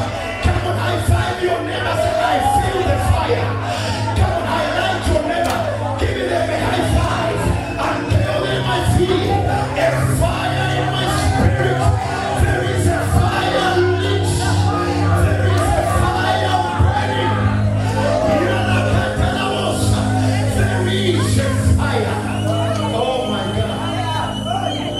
Bishop listen, the Bible says Paul went to pick sticks because he never wanted to enjoy the fire. He never participated in building. The church today has fire extinguishers. I am looking for fire builders, men and women that shall come and shall go to the bush and pick the right wood and bring it upon the fire. Where are the fire builders in the house? I declare tonight in your ministry congregation, may you become a fire builder. May you become a fire builder. May you bring the wood upon the fire. In the mighty name of Jesus, I am tired of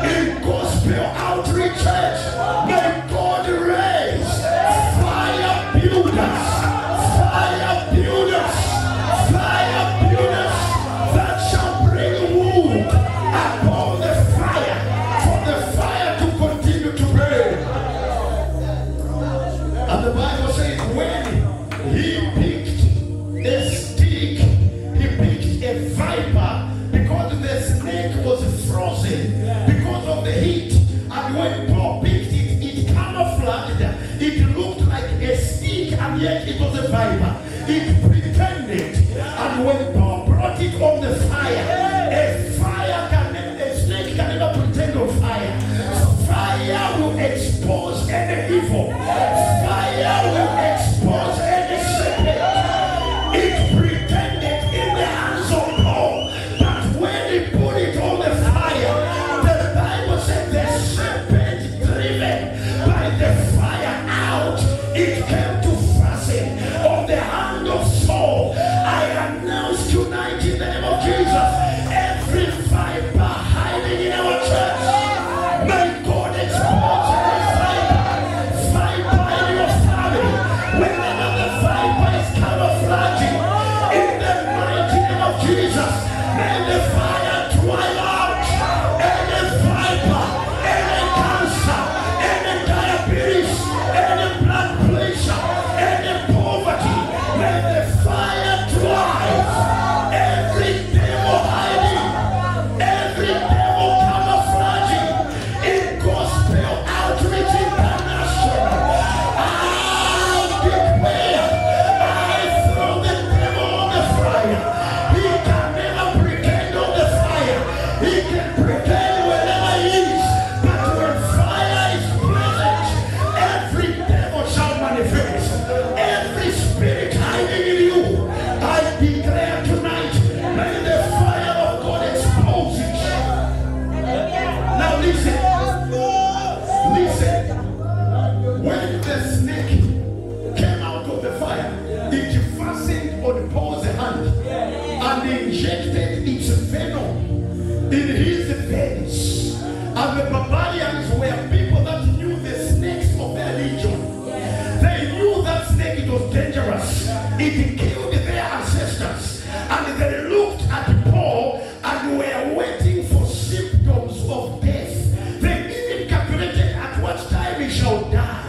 And they looked on their watch, he was still talking. They looked again, he was still eating. They looked at his eyes, they were okay. They looked at his flesh, he was not swollen. They looked at his mouth, he was not foaming. And then they talked to each other. Is that snake normal? They went and talked among themselves. And then the Bible declared they changed their mind and said, this man is a God.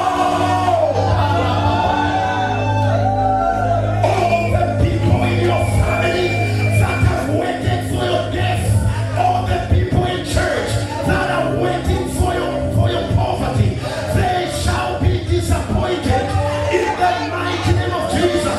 Whatever symptom they are waiting to see upon your life, they shall wait and wait and wait and wait and wait no more. Then they shall speak that you are a God. When God created man, he breathed into man himself.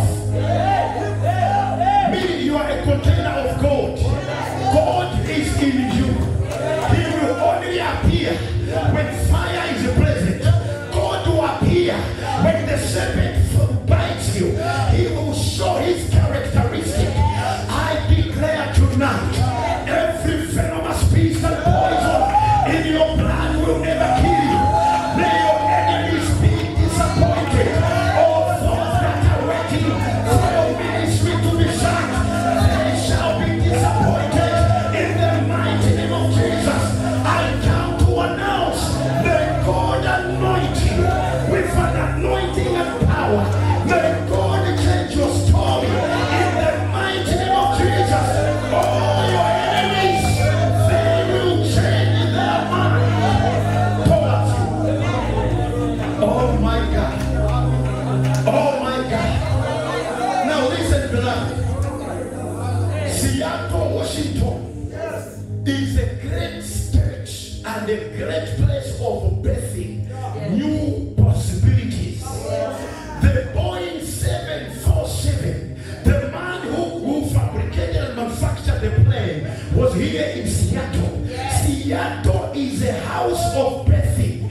All power for greatness in the world. Amazon started in Seattle. Costco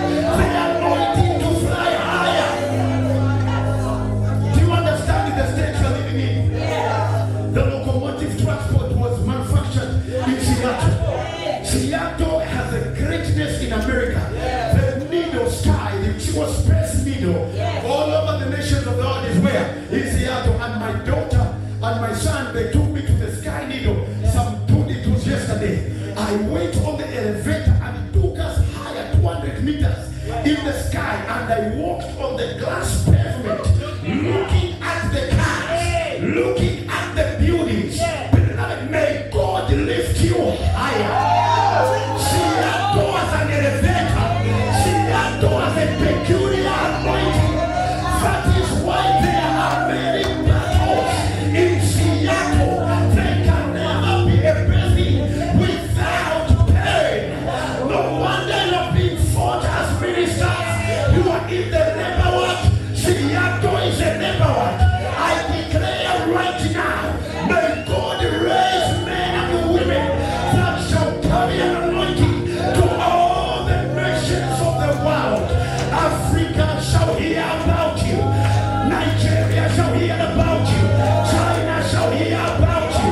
I connect you right now to the wonders of Seattle in the mighty name of Jesus. Oh my God. There are beautiful waterfalls in Louisiana. The Lord has stipulated this land. Why should you remain in poverty when nature has lifted this land? I pray every minister of the gospel, every businessman in the house, I declare the anointing upon you. If Amazon started as a company dealing with books, but now Amazon is worldwide, and Amazon started this year. Whatever you are doing might be small, whatever you are doing might be myopic, but when God breathes upon it, I announce greatness is in you. Every potential locked in you, I command it to be unlocked. May God release upon you the power of blessing. Give your neighbor a high five and tell your neighbor, my waters are broken. Tell your neighbor, my waters are broken. My baby is on the way. My waters are broken. The baby is on the way. My waters are broken. Something shall be birthed in the spirit, in the market arena. May God hear your voice in the land of Seattle. When the anointing comes upon you, the great men of Seattle will run to you. The Bible says when that happened, the great man of the island Publius came unto Paul and took him to his house. And the father was sick with a blood flux. And Paul laid hands upon the father, and the father was healed. And the Bible says they brought all the sick in the land and healed them. And they loaded them with every resource. Kingdom mandate requires resource. I announce in the air space and in the four hemispheres of Seattle, may all your resources be unlocked. I command your resources to come and hit you. A miracle is coming on your financial account. May God surprise you. May you be laden with all the resources in the mighty name of Jesus. This is your time to receive a supernatural resource. Oh my God. Oh my God. Now listen, the Bible said the prisoners were 276 in the boat. And the Bible says Paul stood among the prisoners and he announced and said, the angel of the Lord tonight, he stood by me and he told me that I have given you the lives of all these people. No one shall perish except the boat. I stand in your midst tonight. The Lord has given me the souls of all the people that are here, and I make a general announcement. No one among us shall die prematurely. May God preserve you. I pray that you shall survive. You shall overcome in the name of Jesus. The battles in your life are over. I declare freedom. You shall escape in the mighty name of Jesus. So you never die young.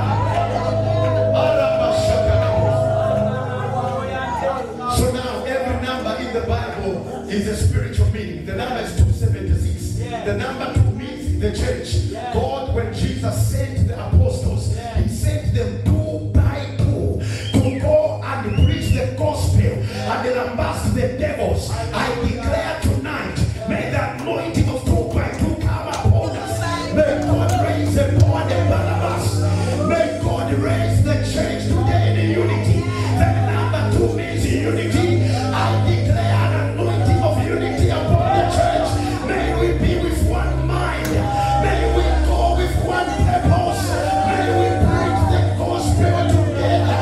The Bible said, we are one or two gathered in my name, I shall be with them in their midst. I declare tonight that the unity among us of 2 by 2. Oh my God. The second number is 70. Now 70 in the Bible, Jesus called the apostles, and 70 of them he sent them also and gave them authority to heal all diseases. We have got the number 70 of the Sanhedrin. We have the number 70 of the elders. And God spoke to Moses, I will choose 70 elders to rule with you. The number 70 means God's governance. It means the eldership that surrounds the throne of God. The number 70, the Bible says, after 70 years, I shall visit you and deliver you from your captivity. I announce tonight, your captivity is over. May God change your story. May every captivity be terminated in your life in the name of Jesus. The last number is 6. The number 6 means completion of God's work. And the number 6 is the number of man. Man was created on the 6th day. The number 6 means God has finished everything. Completed. I pray tonight, may you step into completeness. May God release an anointing of divine accomplishment over your ministry. May you step into the 6th number of the year. This is the 6th month of the year. May God breathe an anointing of restoration, anointing of perfection upon you. Whatever is started in January, he shall complete it today through the anointing of God. I don't want to waste time. Time has already gone. My bishop has already preached. He spoke about gifts. Gifts are very, very important. My gift is preaching. I'm an apostle, I'm a prophet, I'm an evangelist. And these gifts have opened doors for me. For information, I've never gone to the seminar. I've never done any certificate education, even a diploma in theology, but I learned under the University of Theology in the Bible. And Jesus tutored me. A gift in me has been stirred up by the presence of God. Yahweh Elohim gave me himself the spiritual lexicon, the spiritual manuscript. Paul was a very intelligent apostle who knew how to articulate theology complexities of the day. He was a man that knew to debate doctrines and speak intelligibly.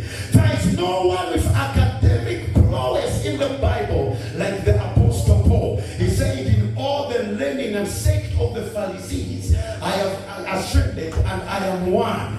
Meaning education is important. I just never wanted to be like this because the church where I came with, they had no capacity to take me to university. From my bishop, nobody went to the university, so I just left like that. But I know now we're going to do it. I know I have my brother there. That the Bible college will start stanza by stanza. Universities have conferred upon me doctorates in divinity. I preached on TBN and preached on many platforms. And they watched me, professors, and came and said, the level you're operating on, we want to confer you. We have seen the power. We have seen the knowledge, the charisma. We have seen the capacity in you. Beloved, we are living in a time. May your gift outshine. May God attract promotion from the north, from the west, from the east, from the south. The gift in you, we will fan it into flames. The fire in you has lost the flames. You are just cords of fire. But tonight, the presbytery are here. We want to fan your fire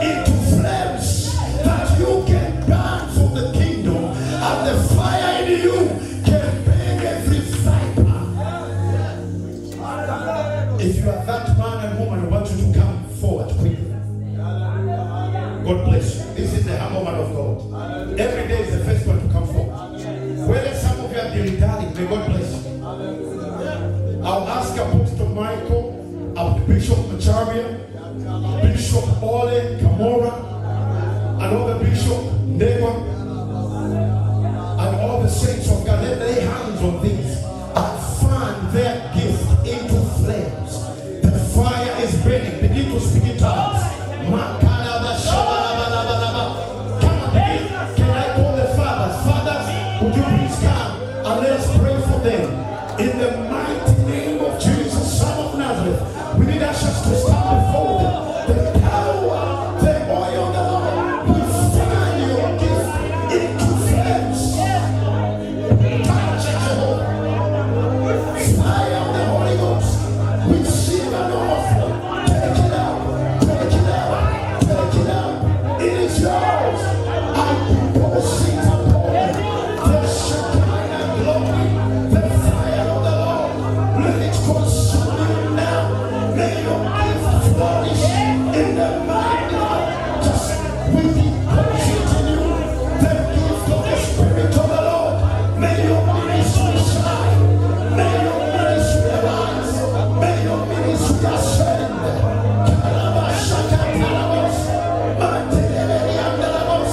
Let fire manifest. It is your season. It is your season. I say it is your season through the precious blood of Jesus. Father, your children, we deposit double for their trouble. Double, double, double, double, double, double, double. Receive double, man of God. Fire, double in your ministry. Bless them to all of your account. In the name of Jesus, I deposit in you the Shekinah glory. Every reach to God's servant, from the mundane to the monumental. Touch, feel Jehovah, overflowing fullness. Get your miracle right now. We deposit in the wave of God's glory. We declare the grace of God is flowing upon you. May God open your doors. Every closed door, I command it to open tonight. May God ignite a fire in your spirit. May God ignite a fire in your calling. A fire is burning hotter in Jesus' name, Son of Nazareth. Lift that woman, lift her up. The power of God is all over her. Your sorrows, mama, are over. God is opening a new dispensation. He's opening a new window. Pastor there, bring that pastor there. Pastor, man of God, stand there. In the ministry, I see you taking 3 levels of promotion, and God is going to make your calling be recognized. There is such a grace I see in you, a breakthrough of a river that will never be stopped. There is a desire, a yearning in you to move, even yonder for God. The Lord is releasing upon you an ancient oil of healing, knowledge, and wisdom. May God give you the grace and power. I pray today in the name of Jesus. I push you into your season. May your ministry cross over in the mighty name of Jesus. The fire is ignited. May you meet fire builders. Fire builders are coming in the name of Jesus. There shall be an overflow, an expansion in Jesus' name. We declare, and somebody shout, amen and amen. Come on, somebody shout, amen and amen. Listen, your season to be celebrated has come. Ministry has been so hard and not been easy. There have been many battles and storms blowing against you. But the Lord is moving you on the supernatural ferry unto the other side, into the side where your favor will double in your life and the grace will overflow. Oh my God. Mom, the Lord has healed. Mom, here. Mom, the Lord has healed you and given you strength. You'll never die of diabetes or hypertension. The Lord is touching your body because you are the temple of the living God. There is a grace, an apostolic, a midwife, and a prayer warrior. I see you in the birthing process. There is something powerful, supernatural that you are carrying, and God is about to bring you on the birthing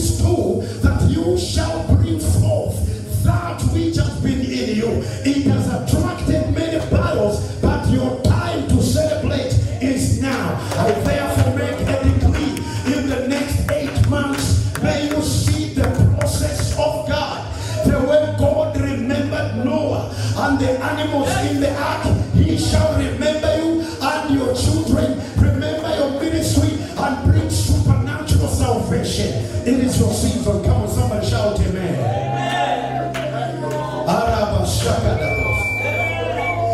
I see such a humble servant of God and you, man of God, a Joseph of our generation. Money has been coming to you, but not in the way you want it to be. Millions now are coming by partnering with Israel. I see infrastructures, a TV station. I see a library in you of wisdom and knowledge that you'll be able to teach the doctrines of the Jewish culture and be able to mark the calendar, understand the Rosh Hashanah, understand the Yom Kippur, understand the anointing of Passover, that you will walk in the season, in the time of the sons of Issachar. Carabos, take that oil, it is yours. Come on, somebody, give me a cup of fire in the house. Oh my God, that's such a fresh power flowing in the house. Come on, high five your neighbor and say, I have fire within me. High five your neighbor and say, I feel a fire, a new flame of fire. I feel a new flame of fire. I am fired up and rekindled. I am not going home the same. Every viper that has been hiding in my family, the fire shall drive it out. It is your season. You are a midwife. The anointing of a midwife. You help many people to deliver.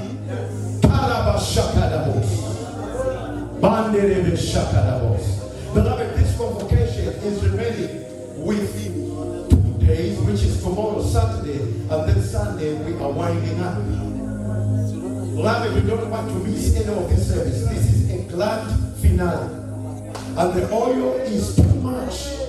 The horn of oil is in the house. And from tomorrow, Apostle, may you just bring a bowl of anointing oil that we need to get anointed and ministers to be put with a fresh oil, because oil breaks down with use.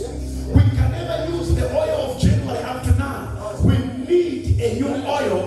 This is a garage, it's a workshop, and we need to service our spiritual motor by putting new oil as we drain the used oil. Thank you so much, Bishop Dr. Isaac Deva. God bless you for convening this ministry. The anointing on your life is too much. This apostolic annual convocation has been birthed.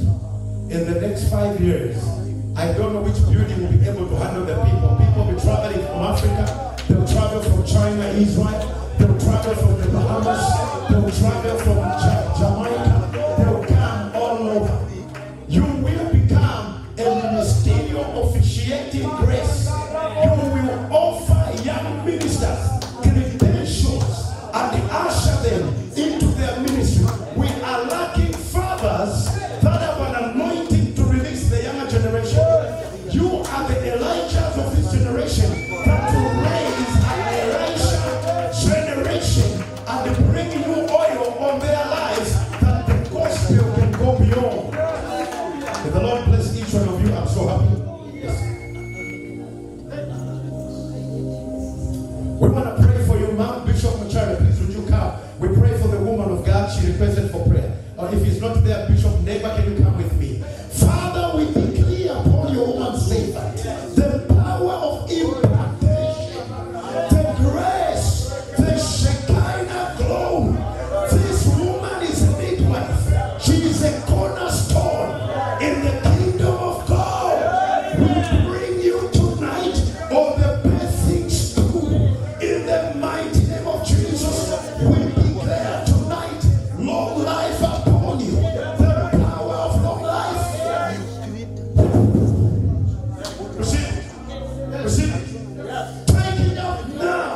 May God strengthen your legs, strengthen your body, every bone and muscle in the mighty name of Jesus. May you be strengthened in the spirit and in your body. In Jesus' name I declare. As somebody shout amen. Now, when I laid hands on her, I saw a cornerstone. And God is speaking to me. This woman has helped many servants of God. She is a cornerstone. People are leaning on her. And she has gone through many attacks. She was supposed to die a long time. But God has put a mark of preservation Listen, the Lord is moving upon your life. He's going to give you strength and stamina.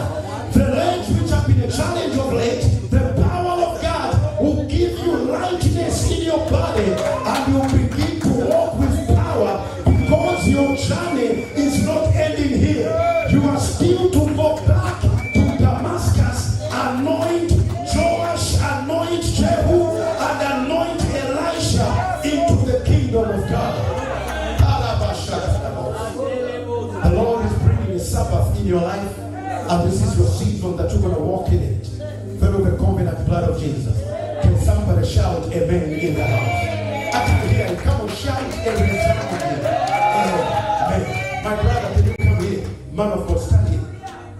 You are dressing the same way. You're coming from the same home community. I love this shirt. Oh, yeah. Just it's not my size. If it was my size, I was going to grab it by force. The Lord loves you so much. I do want to bless you. Apostle, can you come and lay hands on him? Prophet Michael, can you come forward? Let's bless this man. There is a grace upon him for ministry and the kingly anointing for business. Let us release that grace and power. Is king? Oh, okay. All right. So the kingly anointing released upon you. May you walk in the power of the kingdom authority. The kingly anointing is upon you. We deposit upon you the Shekinah glory. May God raise you up in the kingdom of God to command the kingdom wealth. As your name, you are a king. We give you power to acquire wealth. We open doors to sign contracts. In Jesus' name, we deposit wealth in your hands.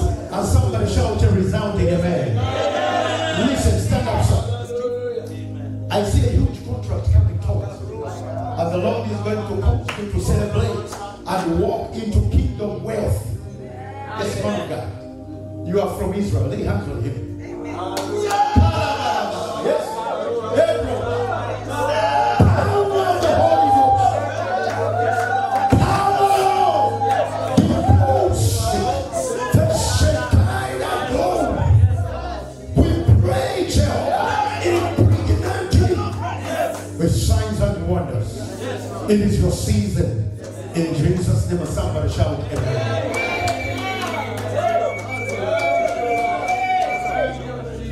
There's such a great anointing in the house.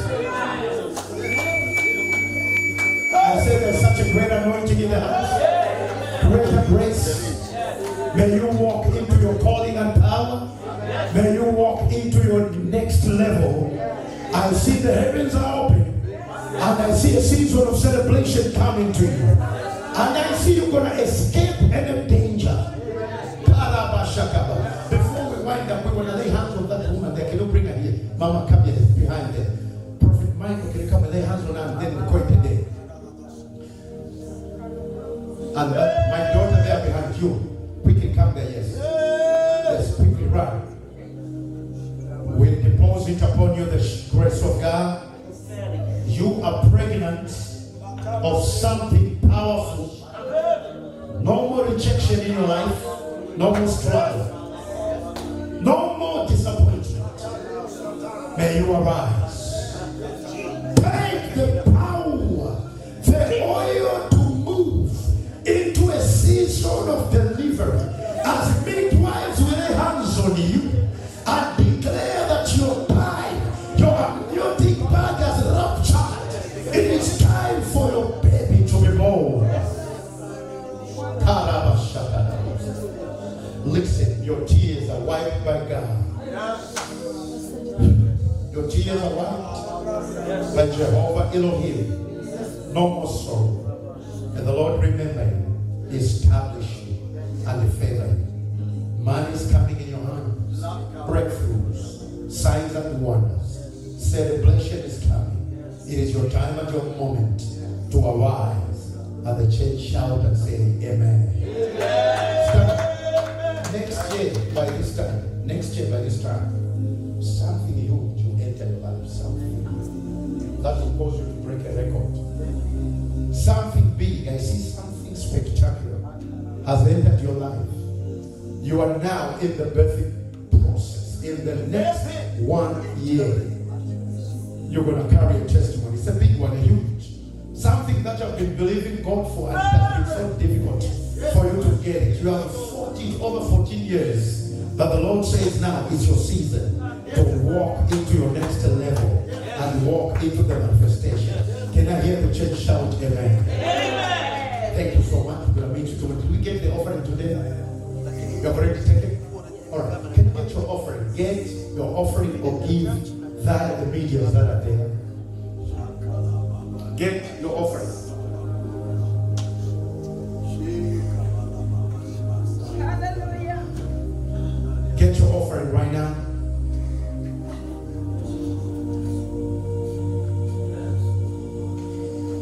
This is a great divine connection. Our fathers now became Bishop Muchari.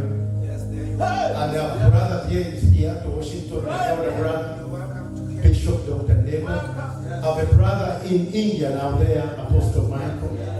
God bless you. Many people have been inviting me to India. I've been so hesitant to go. I am afraid of many things. But now we are there. We're going to come. Hello? Hello. Israel is my next destination. My brother is right here. I need to go to Jordan and get baptized again. I'll dip myself like Naaman 7 times until all the leprosy from my father and other family will completely be washed away. He's going to dip me. Can you bring your offering right now? Look what he has done. My cannibals. Hey!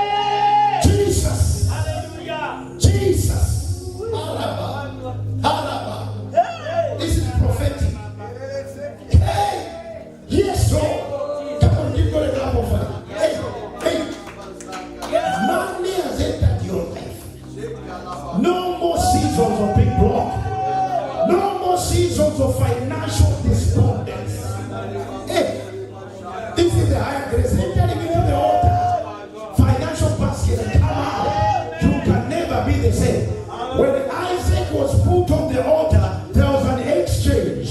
Isaac entered into the supernatural. Oh my God. Come on, would you bring your offering quickly in the basket? The man of God has already offered himself. Bring your offering right now. Lay it in the basket. Maybe you gave by phone, lift your phone up. Thank you, Jesus. Father, we declare a blessing over the giving people.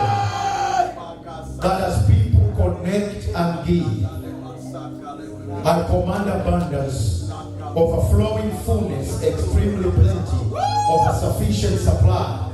May the Lord attach your offering with signs and wonders. As you give and connect on this altar, may the Lord bring an anointing.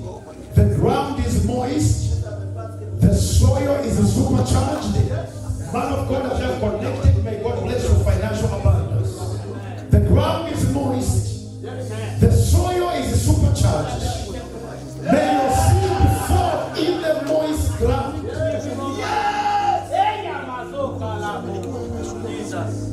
Tomorrow, thank you, Jesus.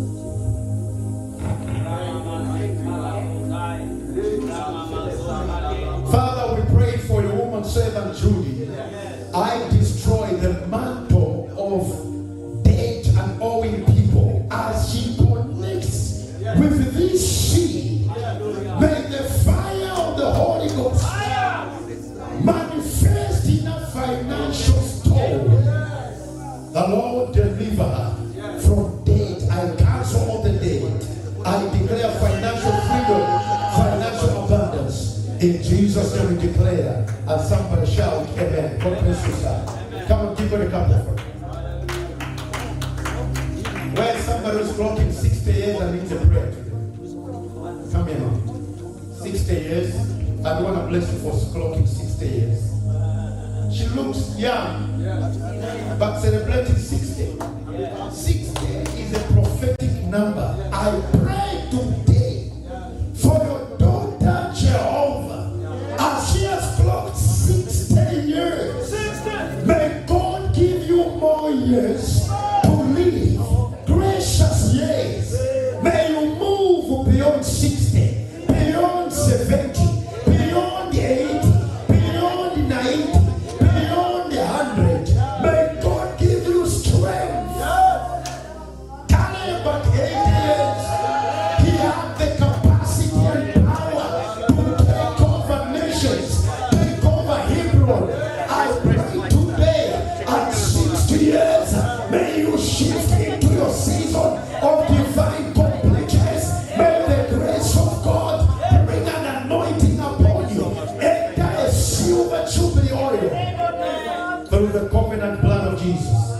We declare the mantle on you to persevere, to move forward.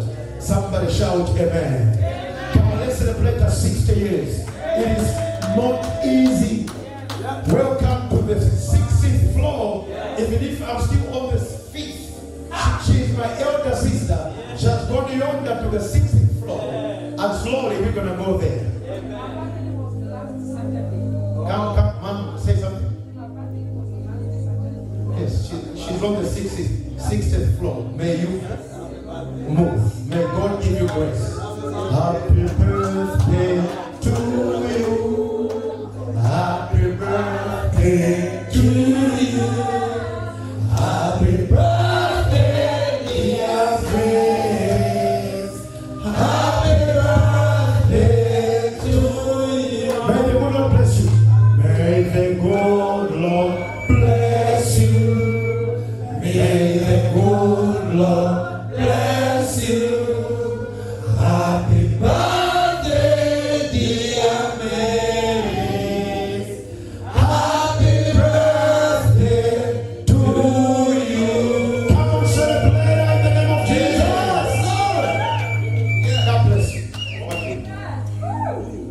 Goodness. Come on. Let us rise up, all of us. So, Grace, and my son here, Papa Bishop, ningetaka kunisaidia kunipelekea huyo mtoto wametoke tunaye kidogo. Yes. Thank you, Jesus. So where is Chris? Okay. When he's done, you and Papa and him, you go to. Yeah, okay. So that's fine. All right. Okay.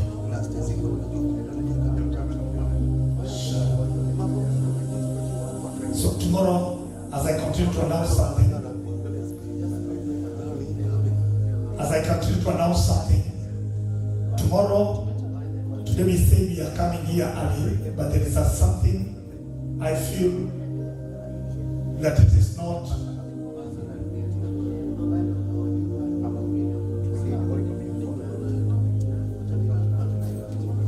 A divine has been issued. From the rising of the sun to its settling, the Lord is gathering his generals, his anointed servants, for a time of apostolic alignment, prophetic impartation, and supernatural transformation. Now introducing the first annual International Apostolic Shift Summit 2025 in the United States of America. From June the 22nd through June 29th, date.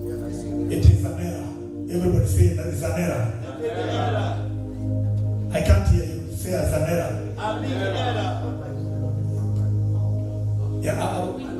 Yeah, we do it later. Yeah. So, it is an error. So when I want you to listen, Pastor Kaleni, if you could have stopped a little bit, I announced something. Okay. Nitaka waende na Archbishop with a reason. Staki mambo mingi.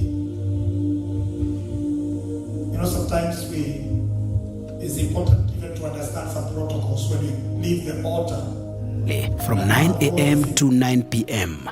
to be held at 32124 25th Avenue South, Federal Way, Washington, 98003. A full 7 days of glory, worship, intense prayer, and apostolic revelation. We are beginning here at 9. Please, not 10, 9. So, kwa sababu ni climax na kuna kitu tunataka kufanya kesho. Kuna siku mbili tu. I don't know how hii wiki imeisha nini. Sijui kama unasikia kama mimi. Imeisha tu tu. So let's use tomorrow by 9 we'll be here. The servant of God, him and all the servant of God, tumesema watumishi wote wa Mungu, we shall be here, all of us. He's going to be brought here. And all of us, we're going to be here by 10. And we are all here by 10.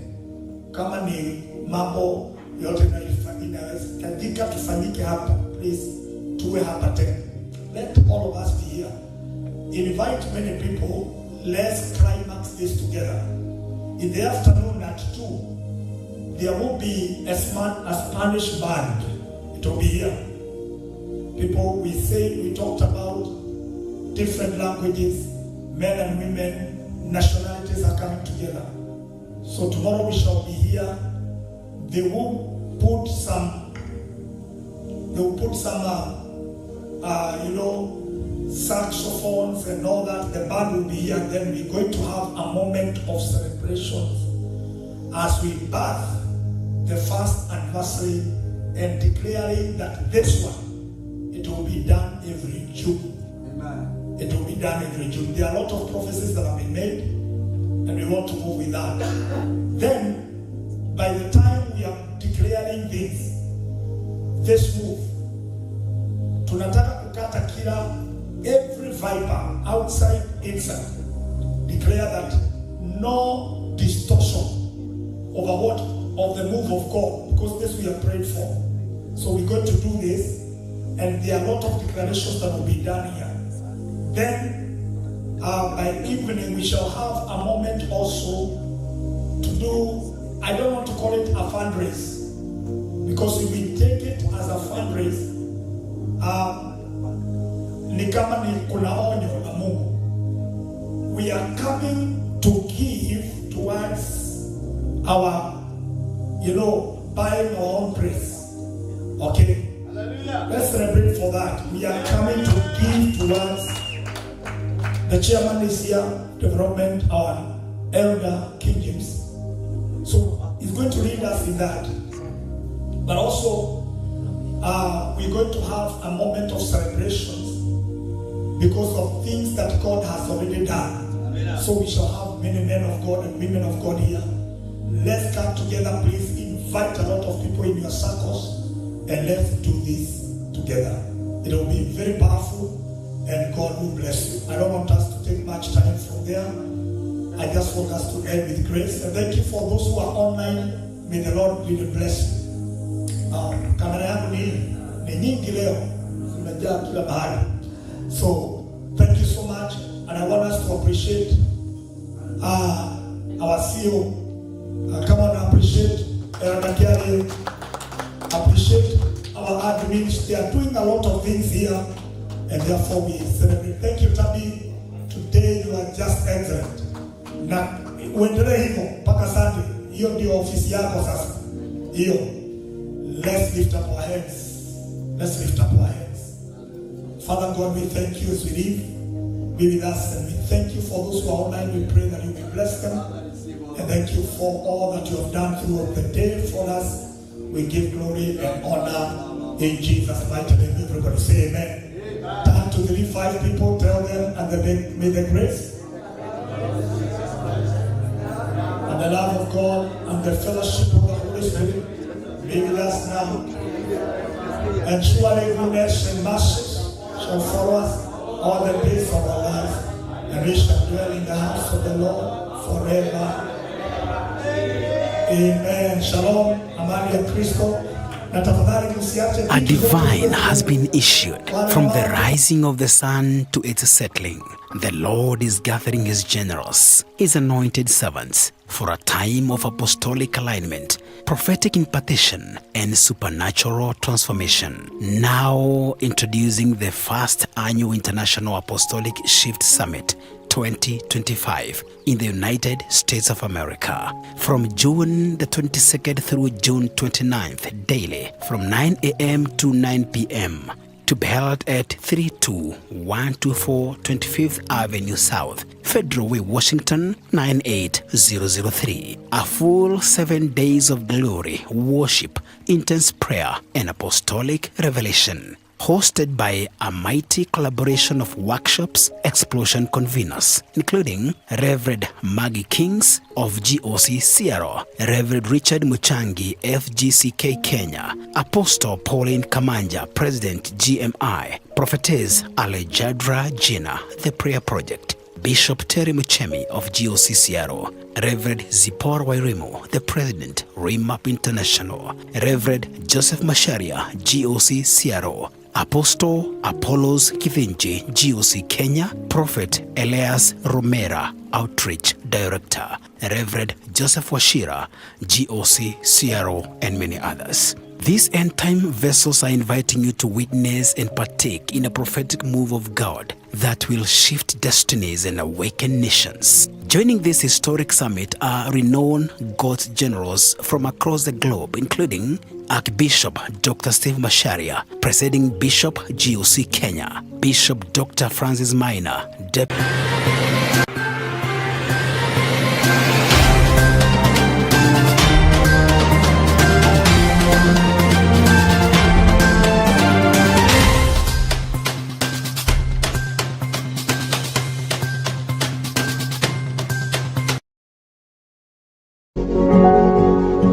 You are watching Pacific Waves Television, USA, a place of nourishment.